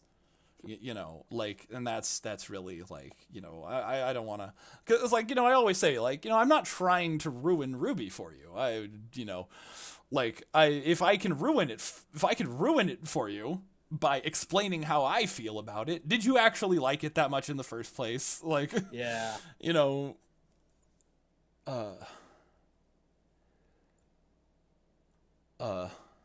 yeah, Yeah. much better position. You can also position these nuts. Been waiting for. Me and Fat Man have these. Well, me, Fat Man, That fucking Tonkatsu. Yeah. He's nuts. Have Everything. Everything goes to these nuts. Yeah, we always Fat try Man to. is the winner of like, okay, calm down, Fat Man. Oh. Alright. Let's see. What else do we got here? Twilight Guardian says, "OMG, that's why he hates Raven so much. He thinks Raven is Fat Man." In reference to tonight.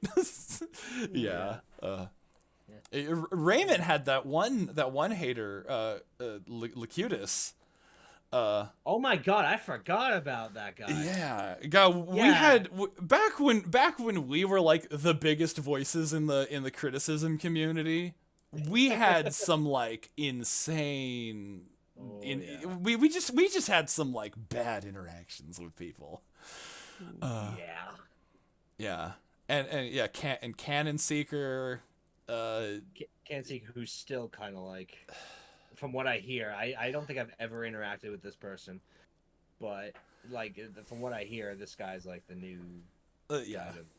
avoid. He's pretty bad. He's one of the worst kind of people to me. The one who's like, I'm autistic, so you can't point out my bad behavior because it's my autism's fault. It's like, dude, you're just throwing you're like Fuck that guy. people. It's like, you know, a lot of autistic people aren't pieces of shit. I think that one's on you, buddy. Who are the biggest Ruby YouTubers right now? Vex and Murder Birds and like you guys. I have never in my life been one of the biggest YouTubers. As far as the big names go, I'm on like the bottom of the spectrum. Yeah, because I don't, my update schedule is not frequent. Oh yeah. If I update frequently, I could probably be bigger, but I have so many different like what's the expression? I have so many like irons in the fire or something like that. Yeah. I just have so many different things going on that I can't. I'm still working on that fucking Skin and Marink review. Like that's where we are right now. Yeah. Is Critter bigger than Vex? Yeah, she is. She's way bigger than Vex. I don't think so. Is she? Yeah, she's got fucking 47K. Let me see. 43K. 40, yeah. 43, and then Vex is 20. Stop clicking everything. Yeah. I guess I'm clicking everything other than what I want. 27. Yeah. Critter's the bigger name. Yeah. Yeah. Wow. Yeah. Good. I'm good for her. I mean, you know, she deserves it. She gets all the really shitty haters. I don't know if Critter really. Yeah. Like they're saying, I don't know if Critter wants to be considered Ruby tuber these days. Because Critter keeps dipping her toe in back and forth. Twins is the one who's kind of like just done. Yeah. Jack one man band. Oh my fucking god, that guy. That was a YouTuber I was just like, I cannot stand this person. And then like a magic bullet, he just kind of went away. What was I never interacted with him. I just remember he had some really dumb takes. I can't remember for the life of me now what they were. I'm sure. I remember being at the time watching his stuff, being like, "Wow, this is stupid." Sure. Didn't Vex say he stopped making Ruby? No, he just put out a video about episode 4 the other day. He's been doing videos about all of the yeah. Oh, Critter was in the Critter was in the Fixing Ruby live chat today. Nice. Yeah. Critter's still around. Mostly on Twitter. I don't think she's. I interact a bit with her on Twitter, but not like I've never had like a conversation with her. Yeah. Like it's just been one of those things. So like, hey, I acknowledge you exist. Yeah. I want to do like a Star Trek podcast with her because I know she doesn't want to talk about Ruby. I wouldn't mind getting to know like either of the twins really, but probably I don't know. I guess it would depend on what the project would be. Fang I ran into at RTX. He was a pretty cool dude. Oh god, I don't always agree with his opinions, but you know, nice guy. Sorry, I keep interrupting you. Go for it. Oh no, just Ducky says he remembers Jack insisting that Blake likes dick, and it's like, was Jack one of those guys? Yeah. Fang say he's not bringing down V9. I don't remember. I did hear someone saying that Fang wasn't doing Volume 9, but I can't remember what the reasoning was. I'd say the two biggest ones would probably be Murder and Cal, I imagine. Probably. How many subs does? I would imagine so.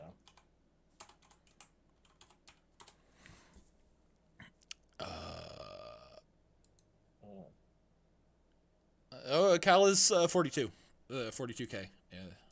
Wait, Critter has more than her? Yeah, looks like it. Wow. That's actually surprised me. I didn't realize Critter was that big a name. I mean, I knew she was a big name, but not. Wow. Yeah. Good for her. Yeah. I think Cal stopped putting like blatant spoilers in her thumbnails, so her sub growth slowed down.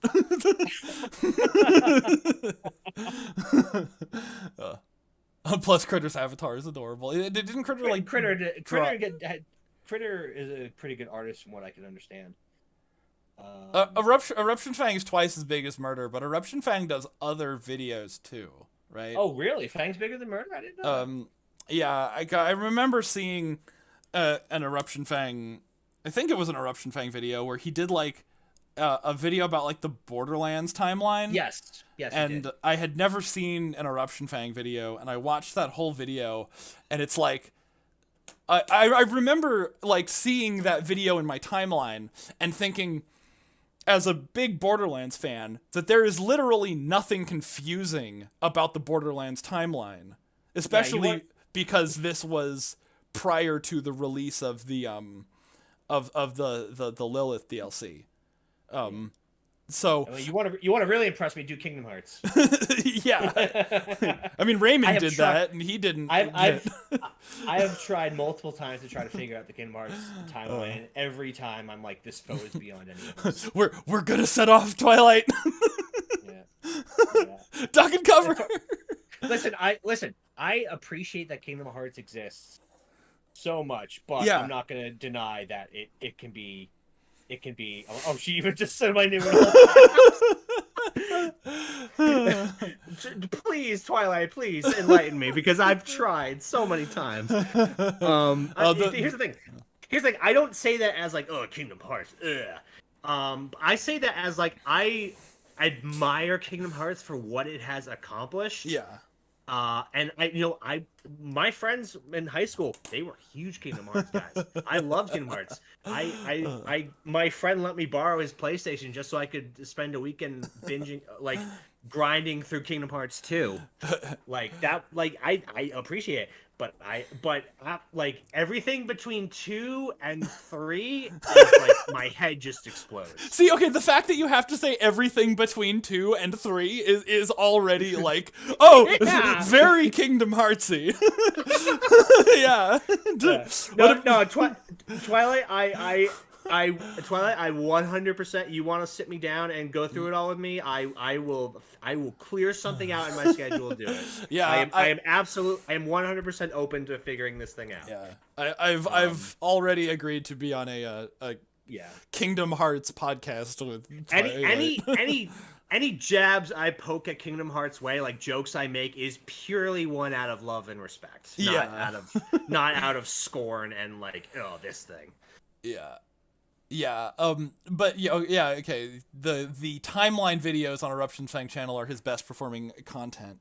But yeah, I kept seeing this Borderlands timeline video, and I'm like, there's nothing confusing or weird about the Borderlands timeline that would require explanation. And I watched the video, and it was just the flattest, driest explanation of the chronology of the Borderlands games. And I was like, how does this have over 1 million views? I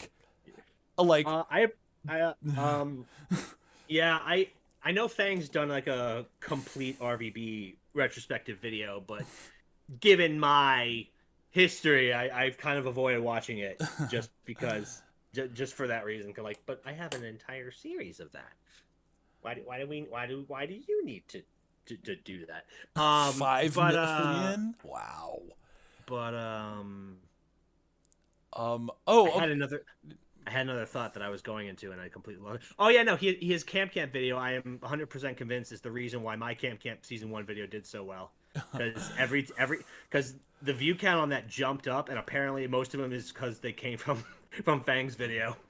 I don't know if it was just like in the sidebar and they saw it and was like, hey, let's take a look at that. But nice. yeah. What are my thoughts on the newest Tales from the Borderlands? I haven't played it yet. I saw that. I haven't touched Borderlands in ages. Yeah, Well, we were gonna do so. Spoiler alert for the story plan I had thought of for the retrospectives. We were originally gonna have like at the end of 13, I was gonna fight Zero because he was like the mercenary hired to like kill me for my opinions. Probably not gonna happen now, but I'll see what I can pull off. You just wanted to write a bunch of haikus and say them into a vocoder, right? Oh yeah, no. I had a gag where he is spoken about haiku, and then that like one of his lines is that he occasionally breaks haiku and it's inconsistent. I was gonna throw that in there as well. Yeah. But my friend Brendan had a Zero cosplay. Okay. We were originally gonna with the sword and everything. So we were originally gonna do it live action. Of course now it's been some time. I haven't spoken to Brendan in years at this point. And right now, like, cause who? Fuck, I can't forget who did the CGI bit for the end of 13 Part 1, and I hate myself for it because he's somebody I see. Hipster. It was Animation Hipster. He did the CGI, and if I can get him to come back again for Part 2, then we can make that work. But post that, I think it's just gonna be strictly retrospective after that. Speaking of which, Twilight just messaged me. So that's how she gets you. Yeah, I will. Tom, if you like, is she asking you if you want to join in any of those podcasts? Yeah. I will let you know. What my day? What I will let you know. I'll just leave it at that. So I can just say it here. I'll let you know. So, Paxman, I want to clarify your question, and thank you for the super chat too. What are we doing post Ruby? Do you mean post Volume 9 or like post Ruby ending? Because like post Volume 9, I have a lot of videos to do. Volume 5 Part 2. But that's not post Ruby. That's just more Ruby. Yeah. And a lot of I just have a lot of videos. I didn't upload for like 2.5 years, so I have 2.5 years worth of content to catch up on. I was gonna do a video in like December, but I never did it. And I have that video written, and I like the way it's written, and I'm gonna finish it. I remember I put a YouTube poll up where it's just like, do you guys want to see like a positive video, a negative video, or a mediocre video? And a positive won that poll. At the time that I started writing the video, I don't know if the results have changed because YouTube doesn't really set a time limit on when you can vote on polls, but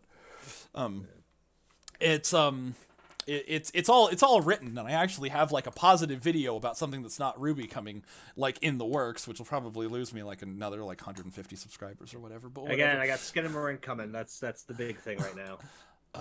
But that movie did quite a lot on my psyche. I wanted to talk about it. And I am also going to make an absolute fuck ton of Star Trek content because I watched all like 900 whatever episodes, except for Picard. I haven't finished season 2 and I haven't started season 3 because me and Raymond are reacting to it, and shit got in the way of that. So I heard that season 3 of Picard is really good from my friends who watch it on the day it comes out. And they and now I'm like really excited to get back into Picard, where in like season 2 I was just like, oh, this is going to be awful and fun to make fun of. And I've heard mixed things on Picard. As the show's run. Season 1, which I have seen all the way through, is atrocious. Season 2, which I have seen 4 or 5 episodes of with Raymond, is still atrocious, but better than Season 1. And from my friends who have watched, all of Season 3 that's available right now, they say it actually kind of fucking rules. So I'm excited to get into it, and I believe them because Discovery Seasons 1 and 2 were fucking terrible, and Discovery Season 3 was dope. So, yeah. After like Ruby, I'm gonna start working on, like, the bigger videos again, and then Star Trek. Yes, Dashy, go. Okay. For those of you who are like, Fatman hasn't posted and so, or like what has been doing, anything else but Ruby, this, I promise you guys, this is not like a shill thing, but if you want to see a shit ton of reactions from Fatman Falling, like 90% of my content and other shows and movies, lots of movies, it is all on my Patreon. Like, go check it out in there if you want. Again, that's an explanation of as to like where he's been as well. Like, he's always like, oh, let's criticize. Have you ever heard him cry? No, I just heard him cry yesterday. Check that out. Yes. Go on Dashy's Patreon if you want to see like everything that I've been in over the last 2 years. Fucking Gravity Falls. Yes. Gotta do some MCUs. Keep up on that shit. So much stuff. Yes. Yeah. Also, like a bunch of like series and reactions for like my channel are going to like come up in the year to come. Ryan, his tears too are fat. So there you go. That's why I hear them. They just land on the keyboard. They just land. They start typing TEAR. Janice, can you be in this video? You are in this video. Welcome. Yeah. in the chat.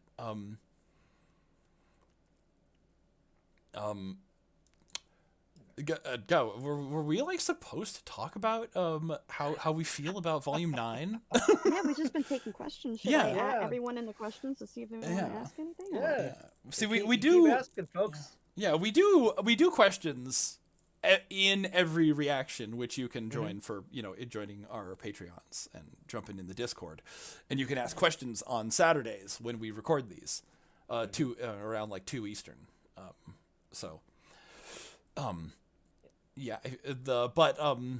This is a chance if anybody wants to ask us questions about any of the first 5 episodes of Volume 9. Also, has anybody's opinion changed on Ruby at all, or on any of the episodes of Volume 9, like from the reaction?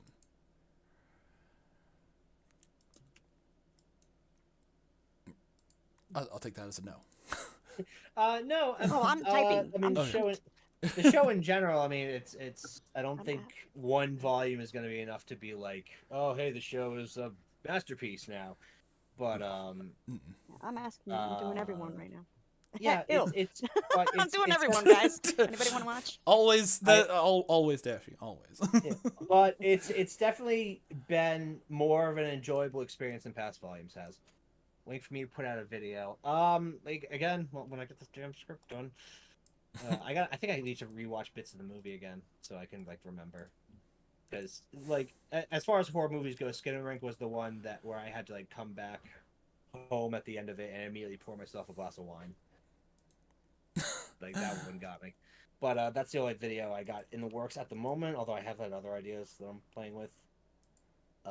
Actually, I guess I could say what I was doing at post Ruby. Whatever the hell I want, really. I got RVB. I usually finish RVB. I've got my writing stuff that I've been working on. Pimping Out Kent, knock on wood. And I got a short story collection that I'm currently working on. You need our links in your description there, Fatman Falling. Oh yeah, I do. Oh, the logo, the new logo. Haven't seen like I've seen things and I'm like, that's fake. Does what does the actual logo look like? I haven't. I've only seen it in like compilations of other logos that. Hang on. I can pull it up. Yeah. Drop it in the me- drop it in the the volume 9 chat thing. Yep. Let me just pull it. No, not that. Where is it? Here we go.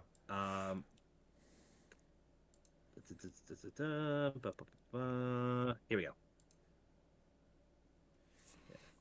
Yeah, no, I have no real words to describe my feelings towards that logo, because oh my god, it's so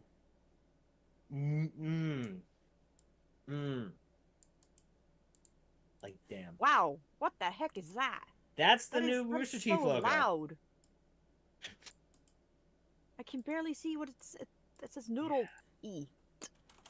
Noodle Yeah. noodle eat teat teat. Yeah, That is so It's- ugly. it's so hideous. It's not very like attractive. I- Oh, so Soulless, no. yeah, no, Soulless seems like a pretty good way to say it.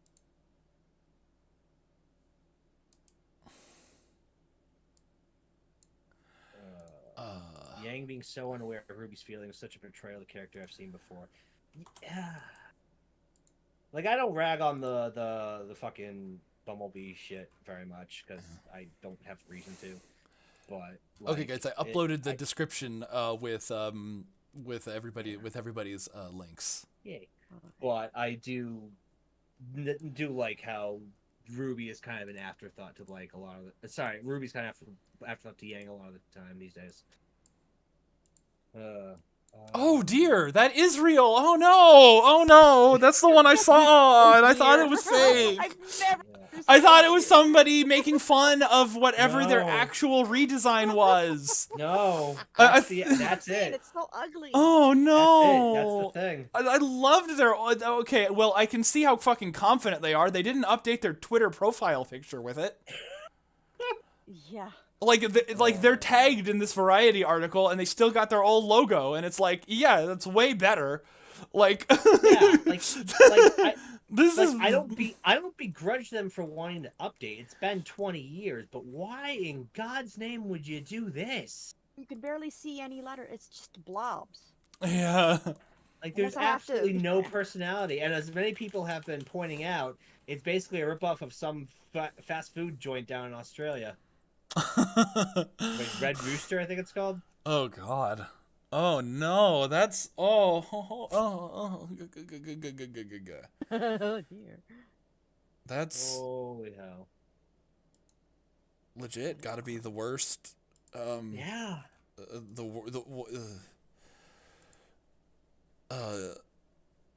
Yeah. It's off-putting. It doesn't make me want to look at it. No, Yeah. absolutely not. Like it's devoid of everything that made Rooster Teeth what it was. So it really, if you think about it, it's kind of like it's the final like nail in the coffin to what this company used to be. Yeah. Is Gus and Jeff the only ones like of the original crew who still work there? I think so. Yeah. I think Matt's still like in and out, but Yeah. Because I remember he like was the CEO briefly, and then he got ousted. But by... then after the Grey Haddock stuff, yeah. then yeah.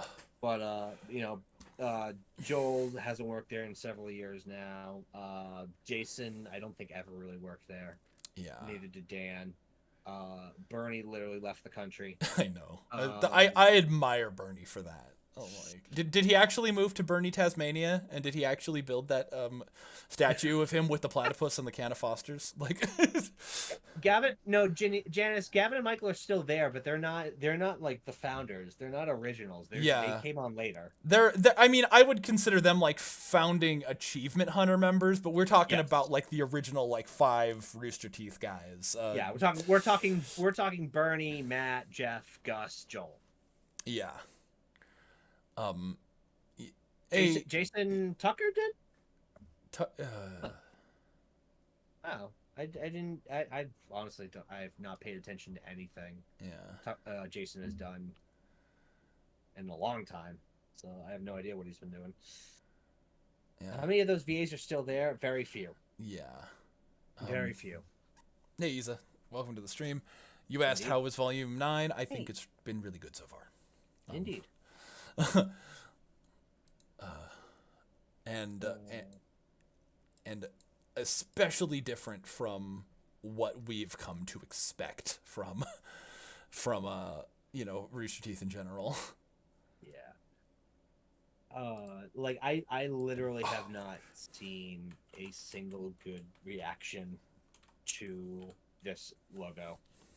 Can you guys put the link of that logo people are asking? Yeah, in the- sure. In the chat, please. I'm looking through the Yeah. comments in the last reaction. See if we could talk about any of these comments here. Oh shit. Okay, I just realized I don't have I forgot to set up the Stream Elements thing. So Too specifically. if people have been sending Stream Elements tips, Replay 'em. I've neglected you like the You can balls. replay them. You know how to replay them? No, I don't. But I will I will jump on there right now. Yeah. And Maybe they made an intentionally bad logo so people would talk about Rooster Teeth and save the company. Green moods. That's very optimistic. You didn't spend Yeah. 3 years trying to figure out what aura is. Yeah, there was the thing that I always get about that is that there is a World of Remnant explaining what aura and semblance are. that was an exclusive to the DVD release of Volume Yes, 2. it was exclusive to the Blu-ray release. Not even the DVD, Damn the it. Blu-ray. Yeah. Fam, in your Streamlabs on the left where it says recent It's- events. No, I mean I'm on a completely new setup, so I didn't even put like the little like browser element on there. I thought we did that together. I thought we worked. No. I've the different, completely different computer, completely new Oh, that's reinstall of right. Windows. Oh lordy, lord. Yeah. I will do that. I will do that right now. Because I kind of remember. Well, what are we thinking about Jean's long bananas this time? I approve. Some people in here Sounded in very the comments di- are like, very he's different. he's the That sounded very different. yeah. It was supposed to be. You know. Have you met me? I love John's long bananas. I want them in my No, mouth. I think his hair looks fine right now. Like I have no compared to his last haircut, I have no objections at the moment to Yeah. long hair John. But is he the one in the fairy tale or not, guys? Well, that's what we got to figure out. So I'm asking once again, just like in the reaction, Tom. I'm talking to them out there. Yeah. Yeah. I am once again asking for your input. Yeah. I mean, I'm gonna say no. In a way, I don't even know. Let's see. Wait, what do you think of the Ruby DC comics and crossover? I have no strong opinions one way or the other about them. They exist. That's the best I can give you. They sure do. I mean, how many resources are wasted just making that damn movie that's coming out? Yeah. Okay, I Ryan, you think I that got would the- find it hot. Well, guess what? Now he can go back and mess with all those moms with the casseroles. You are assuming they are still alive. I am assuming they're still alive. Yes. Hey, ladies, I'm legal now. I mean, he. Hey, kid, we're dead now. Yeah, no, he's like standing. I mean, one of them got fucking murked by Tyrion before Yep. season 7 ended. Yeah, poor mom. Yep. Damn. Tragic.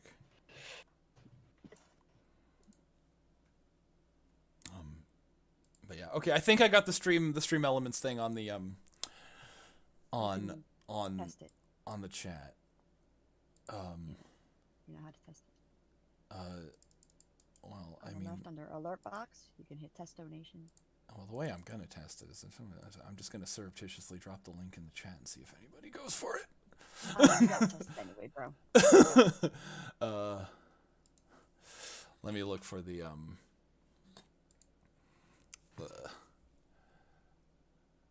Later, Rick Starts. Have a good one, man. yes. I stream every week. Okay, you gotta take this bounty, this booty. Do you think Jean is a Satisfaction. 40-year-old virgin? Did the knight get some? Okay, have you seen the episode of Rick and Morty where the Beth's like childhood friend was trapped in the make believe land for like 30 years? Like it would be like that. I made the joke in the episode 5 reaction. Oh no, Pura too. But I don't know if they would do that. I don't like. There's some lines they got to cross leading up to it.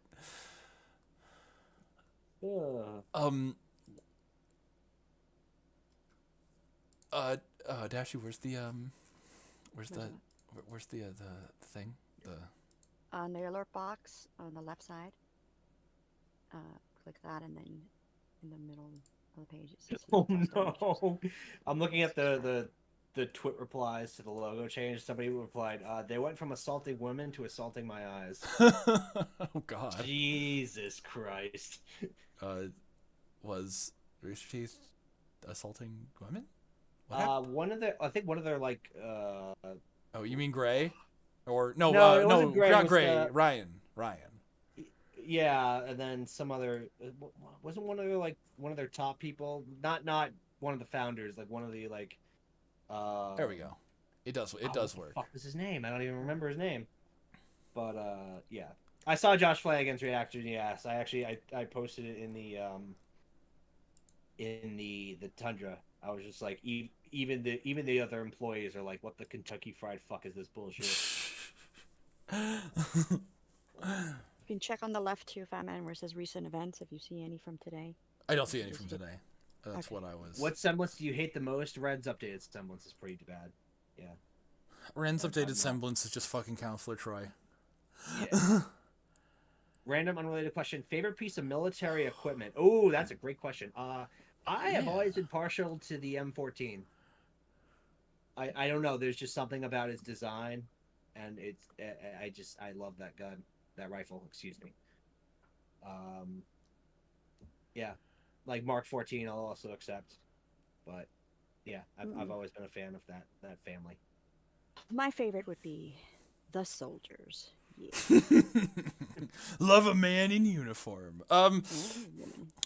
You know, I gotta say my favorite are those personnel carrier like anti landmine vehicles with like the big old like V-shaped bottom that can like set off landmines and like withstand explosions. Those are great. I just love the idea of those. Ruckus is not going to like that answer. I am fairly certain Ruckus and I have already had a discussion on that before. It sounds familiar anyway. Are you expecting Alex to be like, well, knowing Rooster Teeth as I do, I know they're probably going to do something to try to make her funny. Because God forbid we have a character just be serious. I mean, at this point, I would take it. Weiss needs some company. Yeah.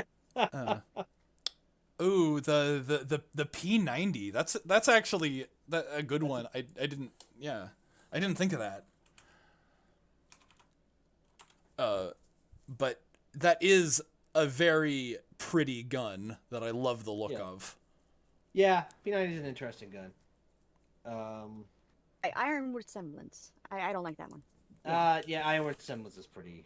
Oh, that. It's Oh, always been pretty lame. poor Ironwood, man. Yeah. God, Ironwood When I and think Ren. when I think Amber Heard, I think Ironwood. Ooh, the G11, very That boxy, very boxy yeah, rifle. Yeah, that's the one that's in Black Ops 1, I think. It's an interesting weapon, yeah. Yeah, I don't know if it's if like the G11 has like really interesting mechanics that would make it more appealing to someone who is like more of a gun guy. But like just from like the aesthetics of it, it looks really really boxy, which has its own charm. But yeah. Question in the server from the Union of X. How long before Ruby becomes bad again? Well, apparently everyone in Rooster Teeth is saying to stay off the internet if you can't see tomorrow's episode right away. Oh no.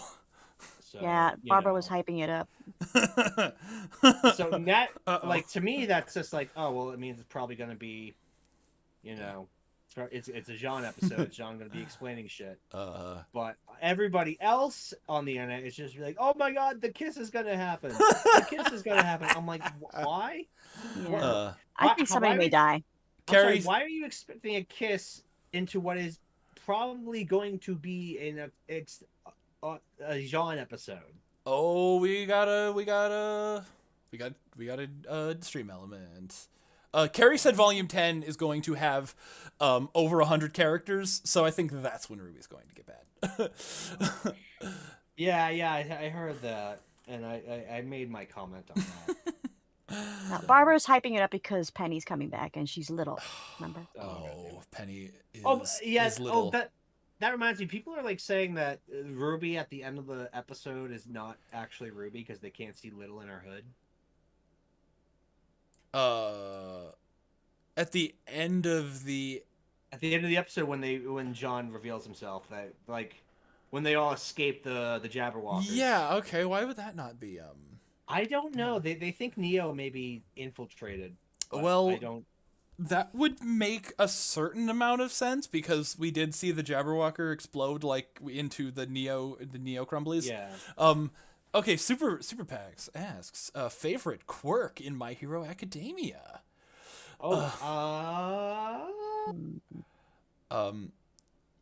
We do watch My Hero, and I've got to say my favorite quirk is I mean, this might be extremely predictable, but the dragon hero turning into a giant sexy dragon. I love her. You want to turn into a MILF dragon too?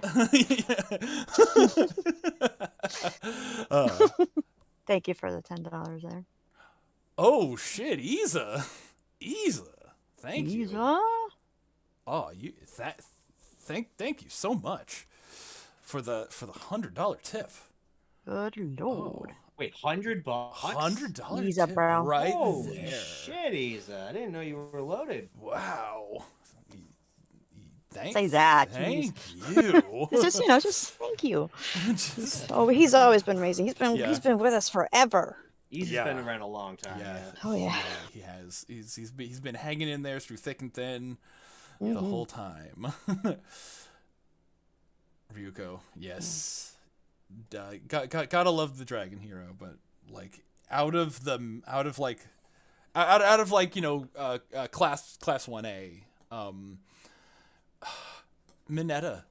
I like Mineta, God. and deal with it. Like And so you want sticky You- balls. The sticky so balls you hero. want to drag these nuts across people's faces, and you want to give them sticky balls. That's beautiful. Yes, yeah. Like people love to shit on Mineta, but he's a good boy. He's a good boy. And there's a reason people shit on Mineta. Yeah, he's a perv, but like, I mean, that's forgivable. There's a Especially way to if- be a perv. Okay, I'm a perv. Alright, and, Yes. There's a way to be one. Time to cancel me for feeling affection for Mineta.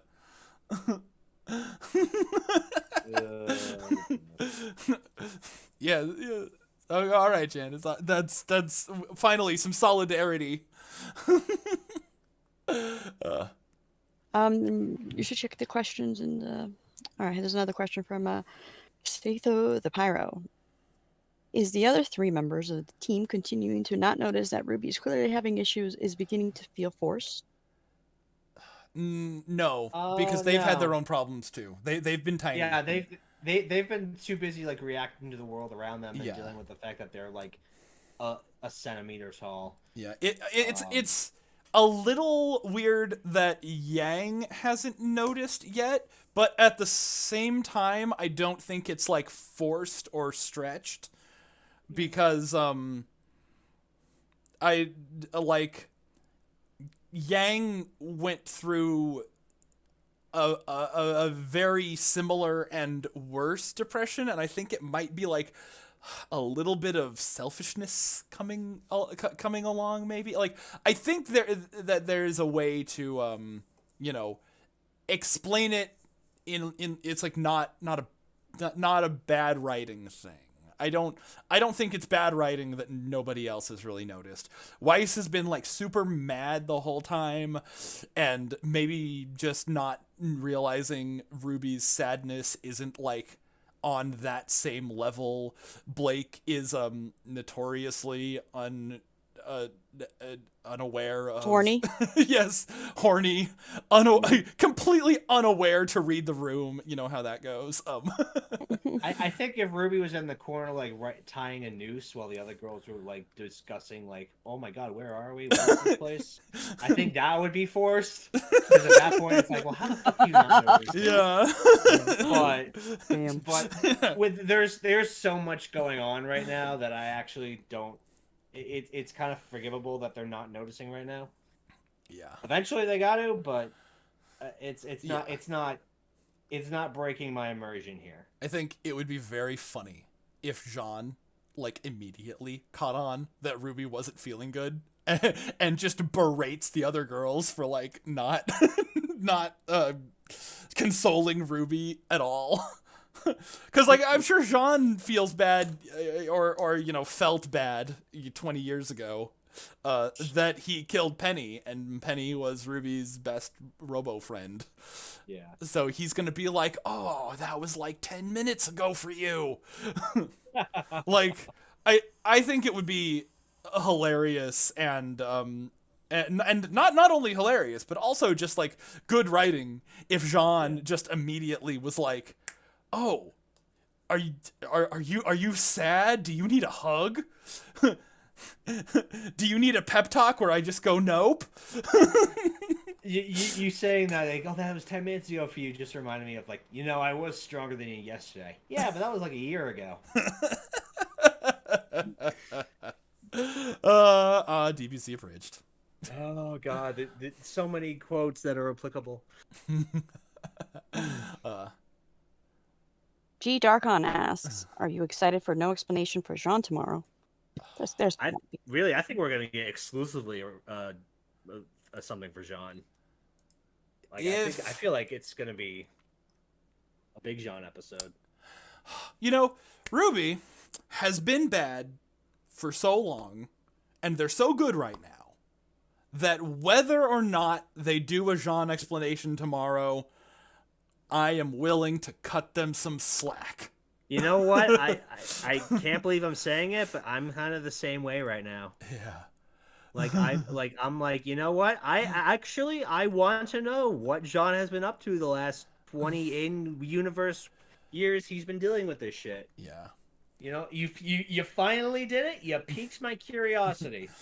Yeah. I think they have a very limited amount of time where it would make sense to do a Jean backstory. Like, I think if they just don't do one, that would be its own creative decision. And if they do one right now, that would probably make the most sense if they were going to do one. But like, I think if they, because we have 5 episodes left, and like we have Jean now. Like, if they don't do it in the next episode, I think doing it in like episode 7 or 8 would be really weird. And doing it in like 9 or 10 would be like I can see it happening like right before the finale. Like, I can see it happening in episode 9 where Jean just like doesn't acknowledge it in the next episode and they move on with their journey. And then right at the end of the journey, right before they get to the big tree, Jean's like, Ruby, wait, I've got to tell you about my backstory on this fairy tale land. That would be really like, fucking weird. Like no, I think that would be I think it would be the least weird if they did it in episode 6, and the second least weird if they did it in episode 9, and the most weird if they did it in episode 10. 7 and 8 would be that would be weird, but like not as weird as like doing it like in literally the finale. So I don't know. I think like if Jean is like, if they're getting to the end of their journey and Jean hasn't told them why he's old yet, like, but I feel like we're gonna get that next episode. Like that's a pretty big like elephant in the room to like not have some sort of addressing of that. Hope it's not the whole episode. Half, fine, or not even. Like, I'll take half an episode. Yeah. Like I can deal with that. Hell, this will be the one time I'll allow like 3/4 of an episode. yeah. Because see, this wouldn't be a like the same as a like a recap episode. This would be like it. I don't see this as like a recap episode. I see that like as a recap on things we haven't seen before. Yeah, So- recap implies we're just going over everything we've already seen. Yeah. So if they do a new one, you know, if they do a completely, oh, hey, thank you for the tip, Anonymous. A 420 tip. Ooh. Hey. I assume- $4.20 or Yeah, no, $4.20. Okay. Yeah. I'm like, you don't need to try to show ease up. Jesus Christ. But if you want to, I won't stand in your way. Anonymous says, I assume Jean has had time to make a plan, and that's why he was waiting on them. Ooh, okay, the next episode is getting hyped as he will reveal the plan to Ruby and how to get back and defeat Salem. Yeah, he has had this long to think about it. Like, I didn't even consider that, like, while we were reacting to the episode. But, like, if he has been waiting for them, instead of, like, you know, assuming, because, like, you know, they just kind of said, oh, we need to get to the tree, but they did fall before they realized that Jean fell. But yeah, no, Jean fell last, so he Yes. knew that Ruby and Penny's body were down there. So maybe he's been looking for them the whole time before trying to. What was the thing he said? It's like you finally made it, or finally showed up, or something like that. yeah, finally made it. Yeah. Hey, guess what? So I I think have more the like he's just episodes. been waiting for him. Yeah. See, Nick the Brit asks, what do you think is going to happen in the back half of Volume 9, besides the Jean episode tomorrow? Or the lack of a Jean episode tomorrow. Well, clearly we got to deal with Neo. Yeah, we got to deal with Neo and her gang of OCs do not steal. You know, like it's weird that there are 9 characters in the intro that are just kind of like there. Like that's a little bizarre to me that we've come this far into the season and we haven't seen hide nor hair of those silhouettes. So we gotta get at least one episode dealing with them. Yeah, whatever the hell that is. Yeah. And Watch it just be a complete misdirect. Neo's No. going crazy like Alucard in Castlevania. She's just making tulpas and like Oh, God. pretending to talk to them, not actually like talking to her like Those are all dolls? Okay. Yeah. They're all sewn up dolls. Aw.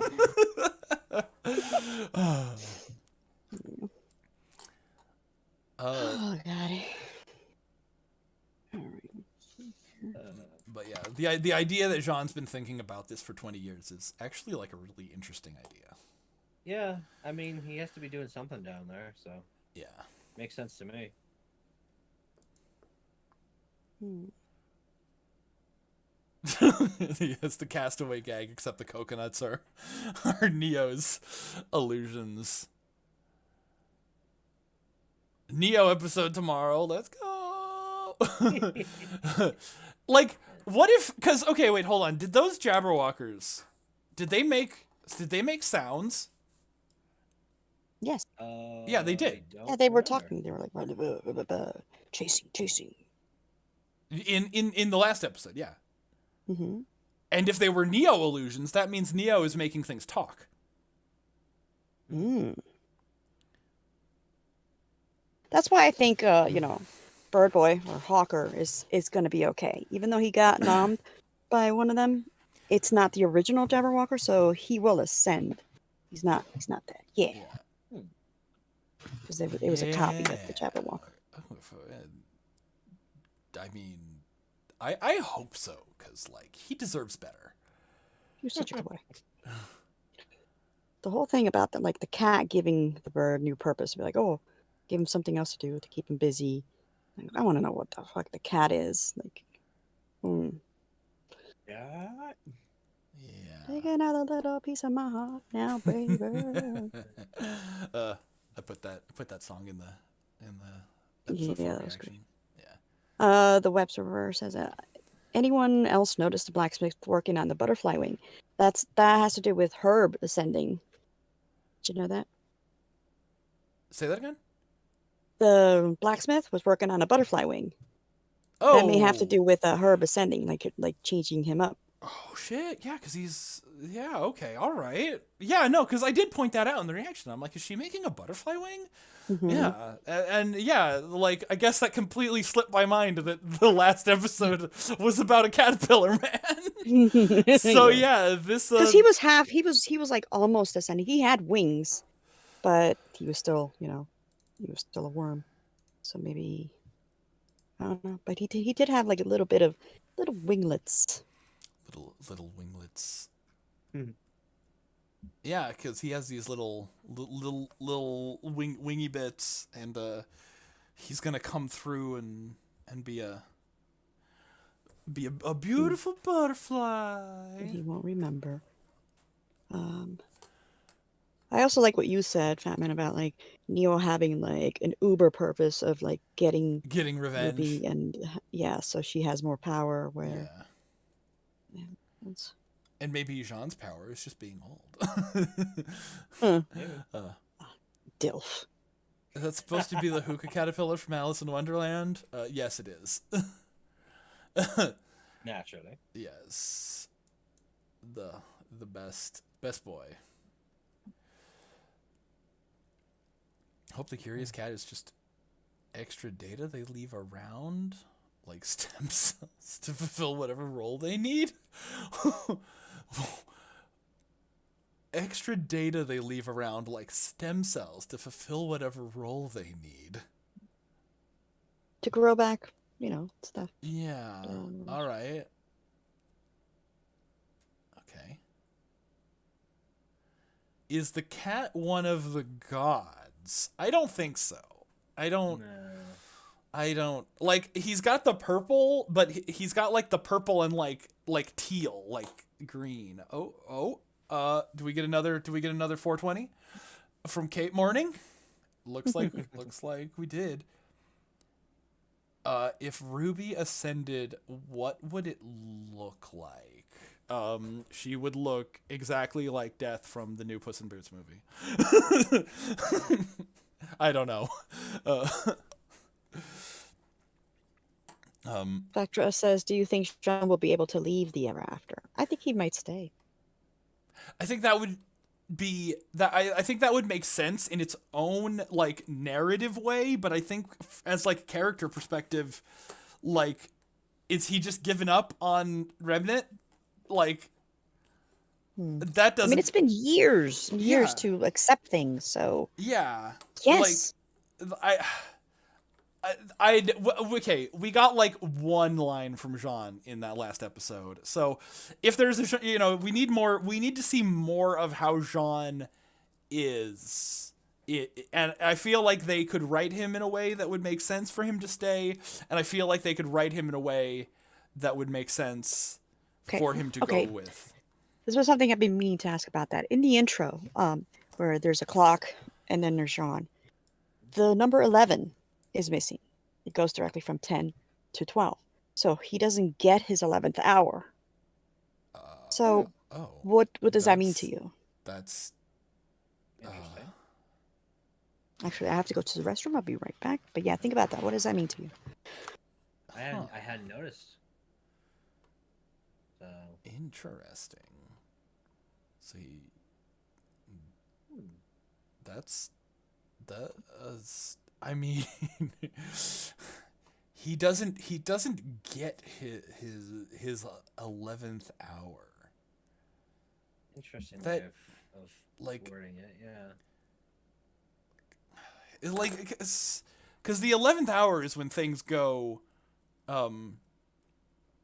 like, is when things go down. Like, you know, Yes. that's like, that's when it's like, that's like basically like the climax of the story. That's the, Right. So, what would Jean's, you know, what would Jean's even be if he did get it? I don't know. I mean, fighting Salem, maybe? Like, or not Salem, Oh, sorry, Jesus. Cinder. You know, getting revenge for Pyrrha, getting revenge, in massive air quotes, revenge for Penny.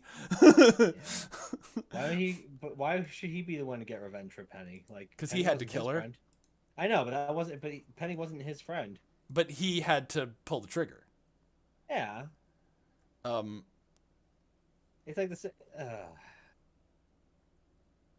It's like they can't figure out who should be like who's rival here. You I know? mean, yeah.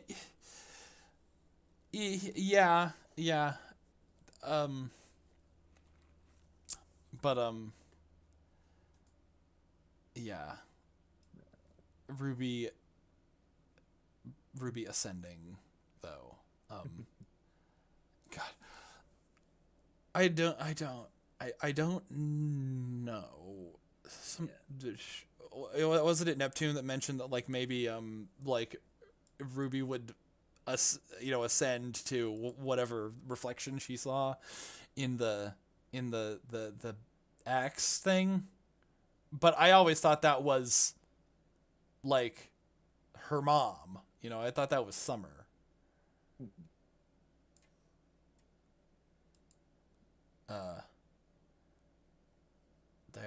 There's a Summer. She has like a little choker on. Did Summer have a little choker in I don't remember.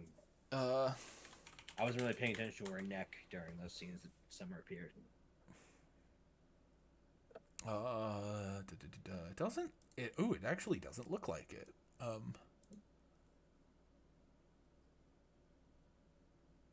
No. Summer didn't have a red choker in her. Choker, I barely know her.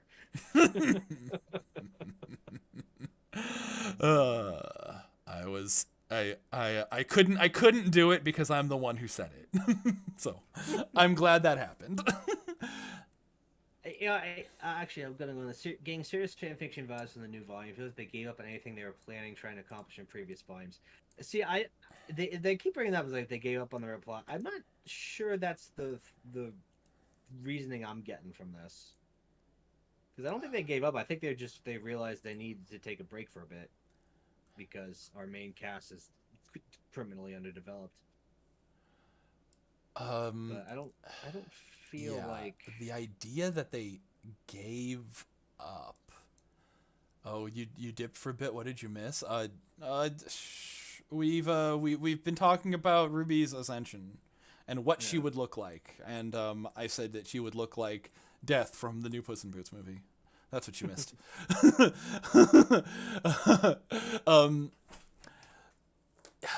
Yeah. Okay. So the fact that this reflection in the axe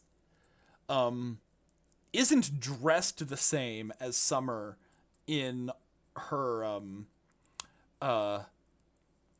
like, you know, only other appearances in the show, makes me kind of change my, you know, perception on that. I don't know.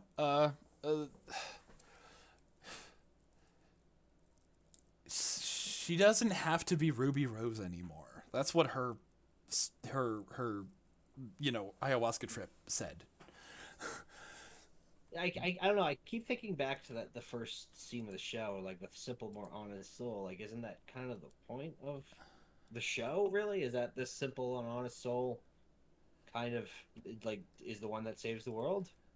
But Yeah. now it feels like we're starting to kind of like pull her away from that. True that. Yeah. So I don't know. Wow. Well, yeah, that just raises further questions. That old Yes. line. Yes. Do you remember that interview with Monty? Said he wanted to end the show at 4 volumes to do something. Wait, what? No. I don't No, remember that at all. the thing that I remember from like early Ruby streams and discussions was when they said they had 10 years of Ruby planned. Yeah. And like I mean, going back to like one of the like earlier questions from the stream is like, oh yeah, do you think it'll get a real ending? It's like, yeah, you know, what was their ending? That's the main reason that I want them to have a real ending, is because I want to know what the fuck they were planning. Yeah. Because like everything has like past volume 2, it feels like the show kind of went in a completely different direction than what it was originally going Yeah. for.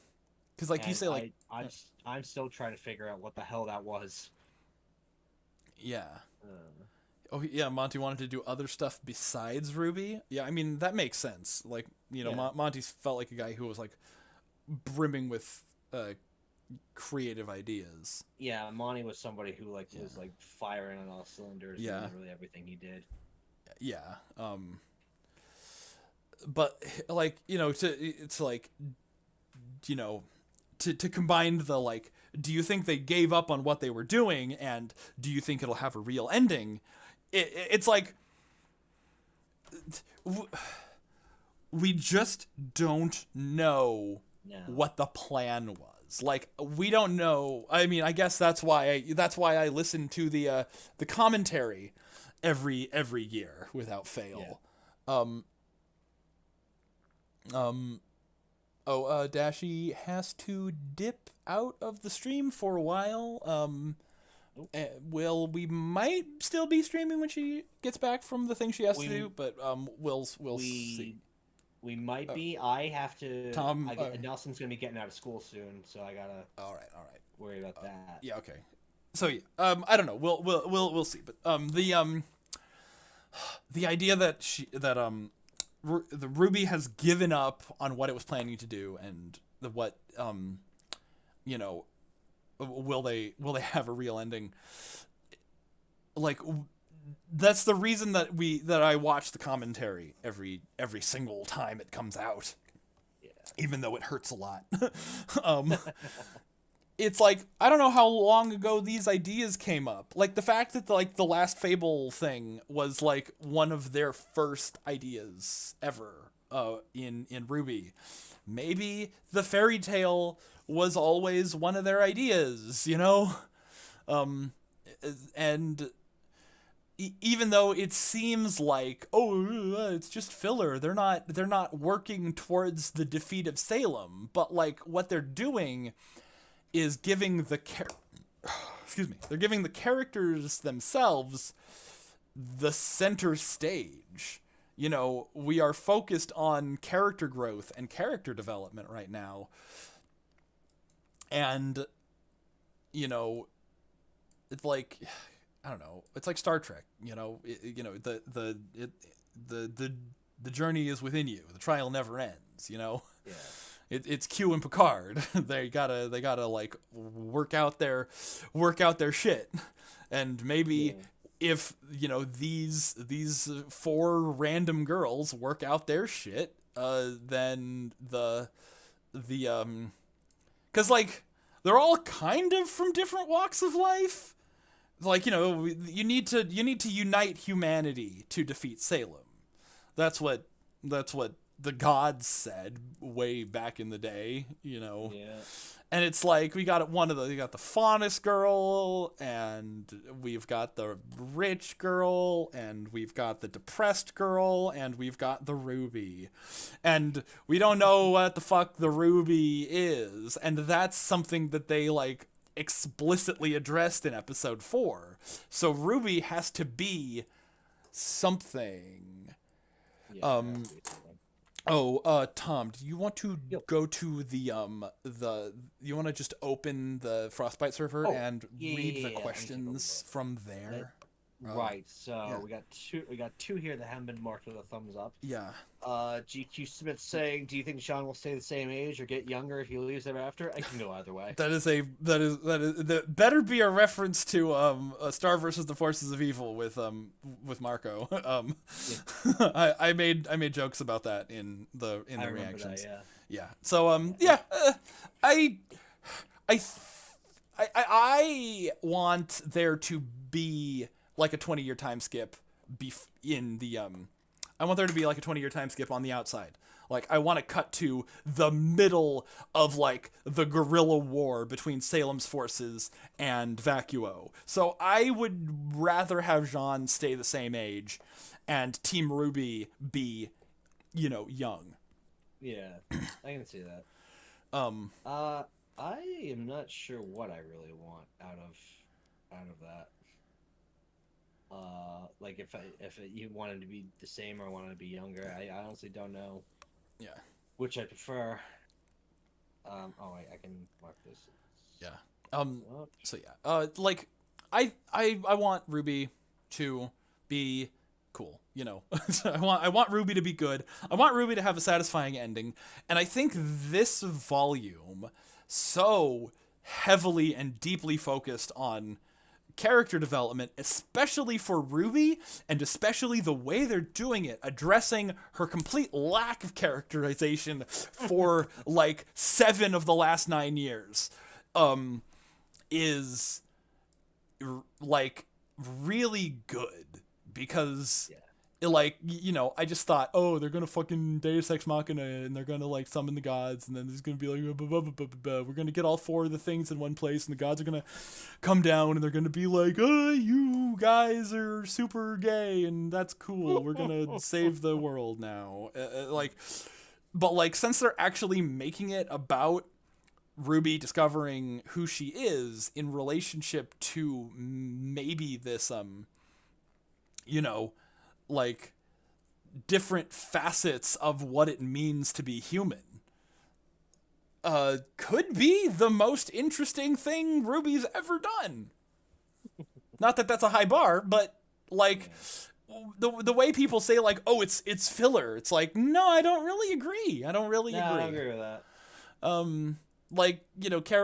Characterization isn't filler. Style is substance, We got another stream. There's one more. So Spectre's asking, in the intro, the girl who fell through the world book is burned, which is then followed up by Jean.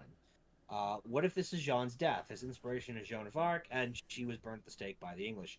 Listen, I'm all for the idea of Jean getting burned at the stake. I actually kind of took it as a different way, kind of like maybe him breaking out of whatever, like, weird loop. I wouldn't say loop, but like maybe like getting out of like just the way the story's supposed to go. Rising from the ashes, like I suppose that's a way of looking at it. Yeah. Getting out of like your like this idea of what you're supposed to be. Right. Because his whole thing back in volume 1 and like briefly mentioned in volume 4 is that like, I come from a family of warriors and that's what I should be. And now here he is being a warrior, and maybe he like has to change in some way. But Yeah, we got a stream element from Super Packs. V8 was racing towards a conclusion, but the ending reset our characters. Before the last 3 episodes of Volume 8, I could see Volume 9 being the conclusion. I've liked Volume 9 so far, but I feel like we've taken a major step back narrative-wise for character development. I mean, I would only say that it's kind of hard to take a step back narrative-wise from where Ruby was in Volume 8. It did sort of feel like it was trying to rush towards a conclusion because they wrapped up the whole Atlas thing, and instead of doing the smart thing, which was sending all of the people of Mantle to some place where it would be safe, they literally put them to the only place on Earth, or Remnant, with a target on it. So it did feel like they were rushing towards a conclusion, but in a bad writing way. Yeah, like kind of like the same way Volume 5 did it, like when it could rush through like the end of the White Fang arc and Yeah. the Relic and that whole spiel. Yeah, I think, like, I don't see it as they took a step backwards. I see it as like they swerved around a big problem they could have run into. Like, that's my take on it anyway. Yeah, that makes sense. That's all the questions I got in the question chat or action chat. So they're all set. I am actually gonna have to. I am actually gonna duck out because we need to go get Nelson from school. So, and it's been a very productive stream. We got a lot of questions. Been a good stream, yeah. I think because Dashi is out and you are leaving, and we've been going for like 3 a solid hours or 3 so, hours yeah. now. Yeah. I think I'm gonna call the stream. That was a good time. Was indeed. Yeah. Thank you guys for stopping by. Yeah. We might do this, we'll definitely do this again. I don't know if we're gonna do this like 4, 7, 8, 9, and 10. We'll definitely do one more. We'll try to get Raymond and Ninja on. Yeah. But yeah. Good night and good luck. All right. See you guys next time. Bye bye.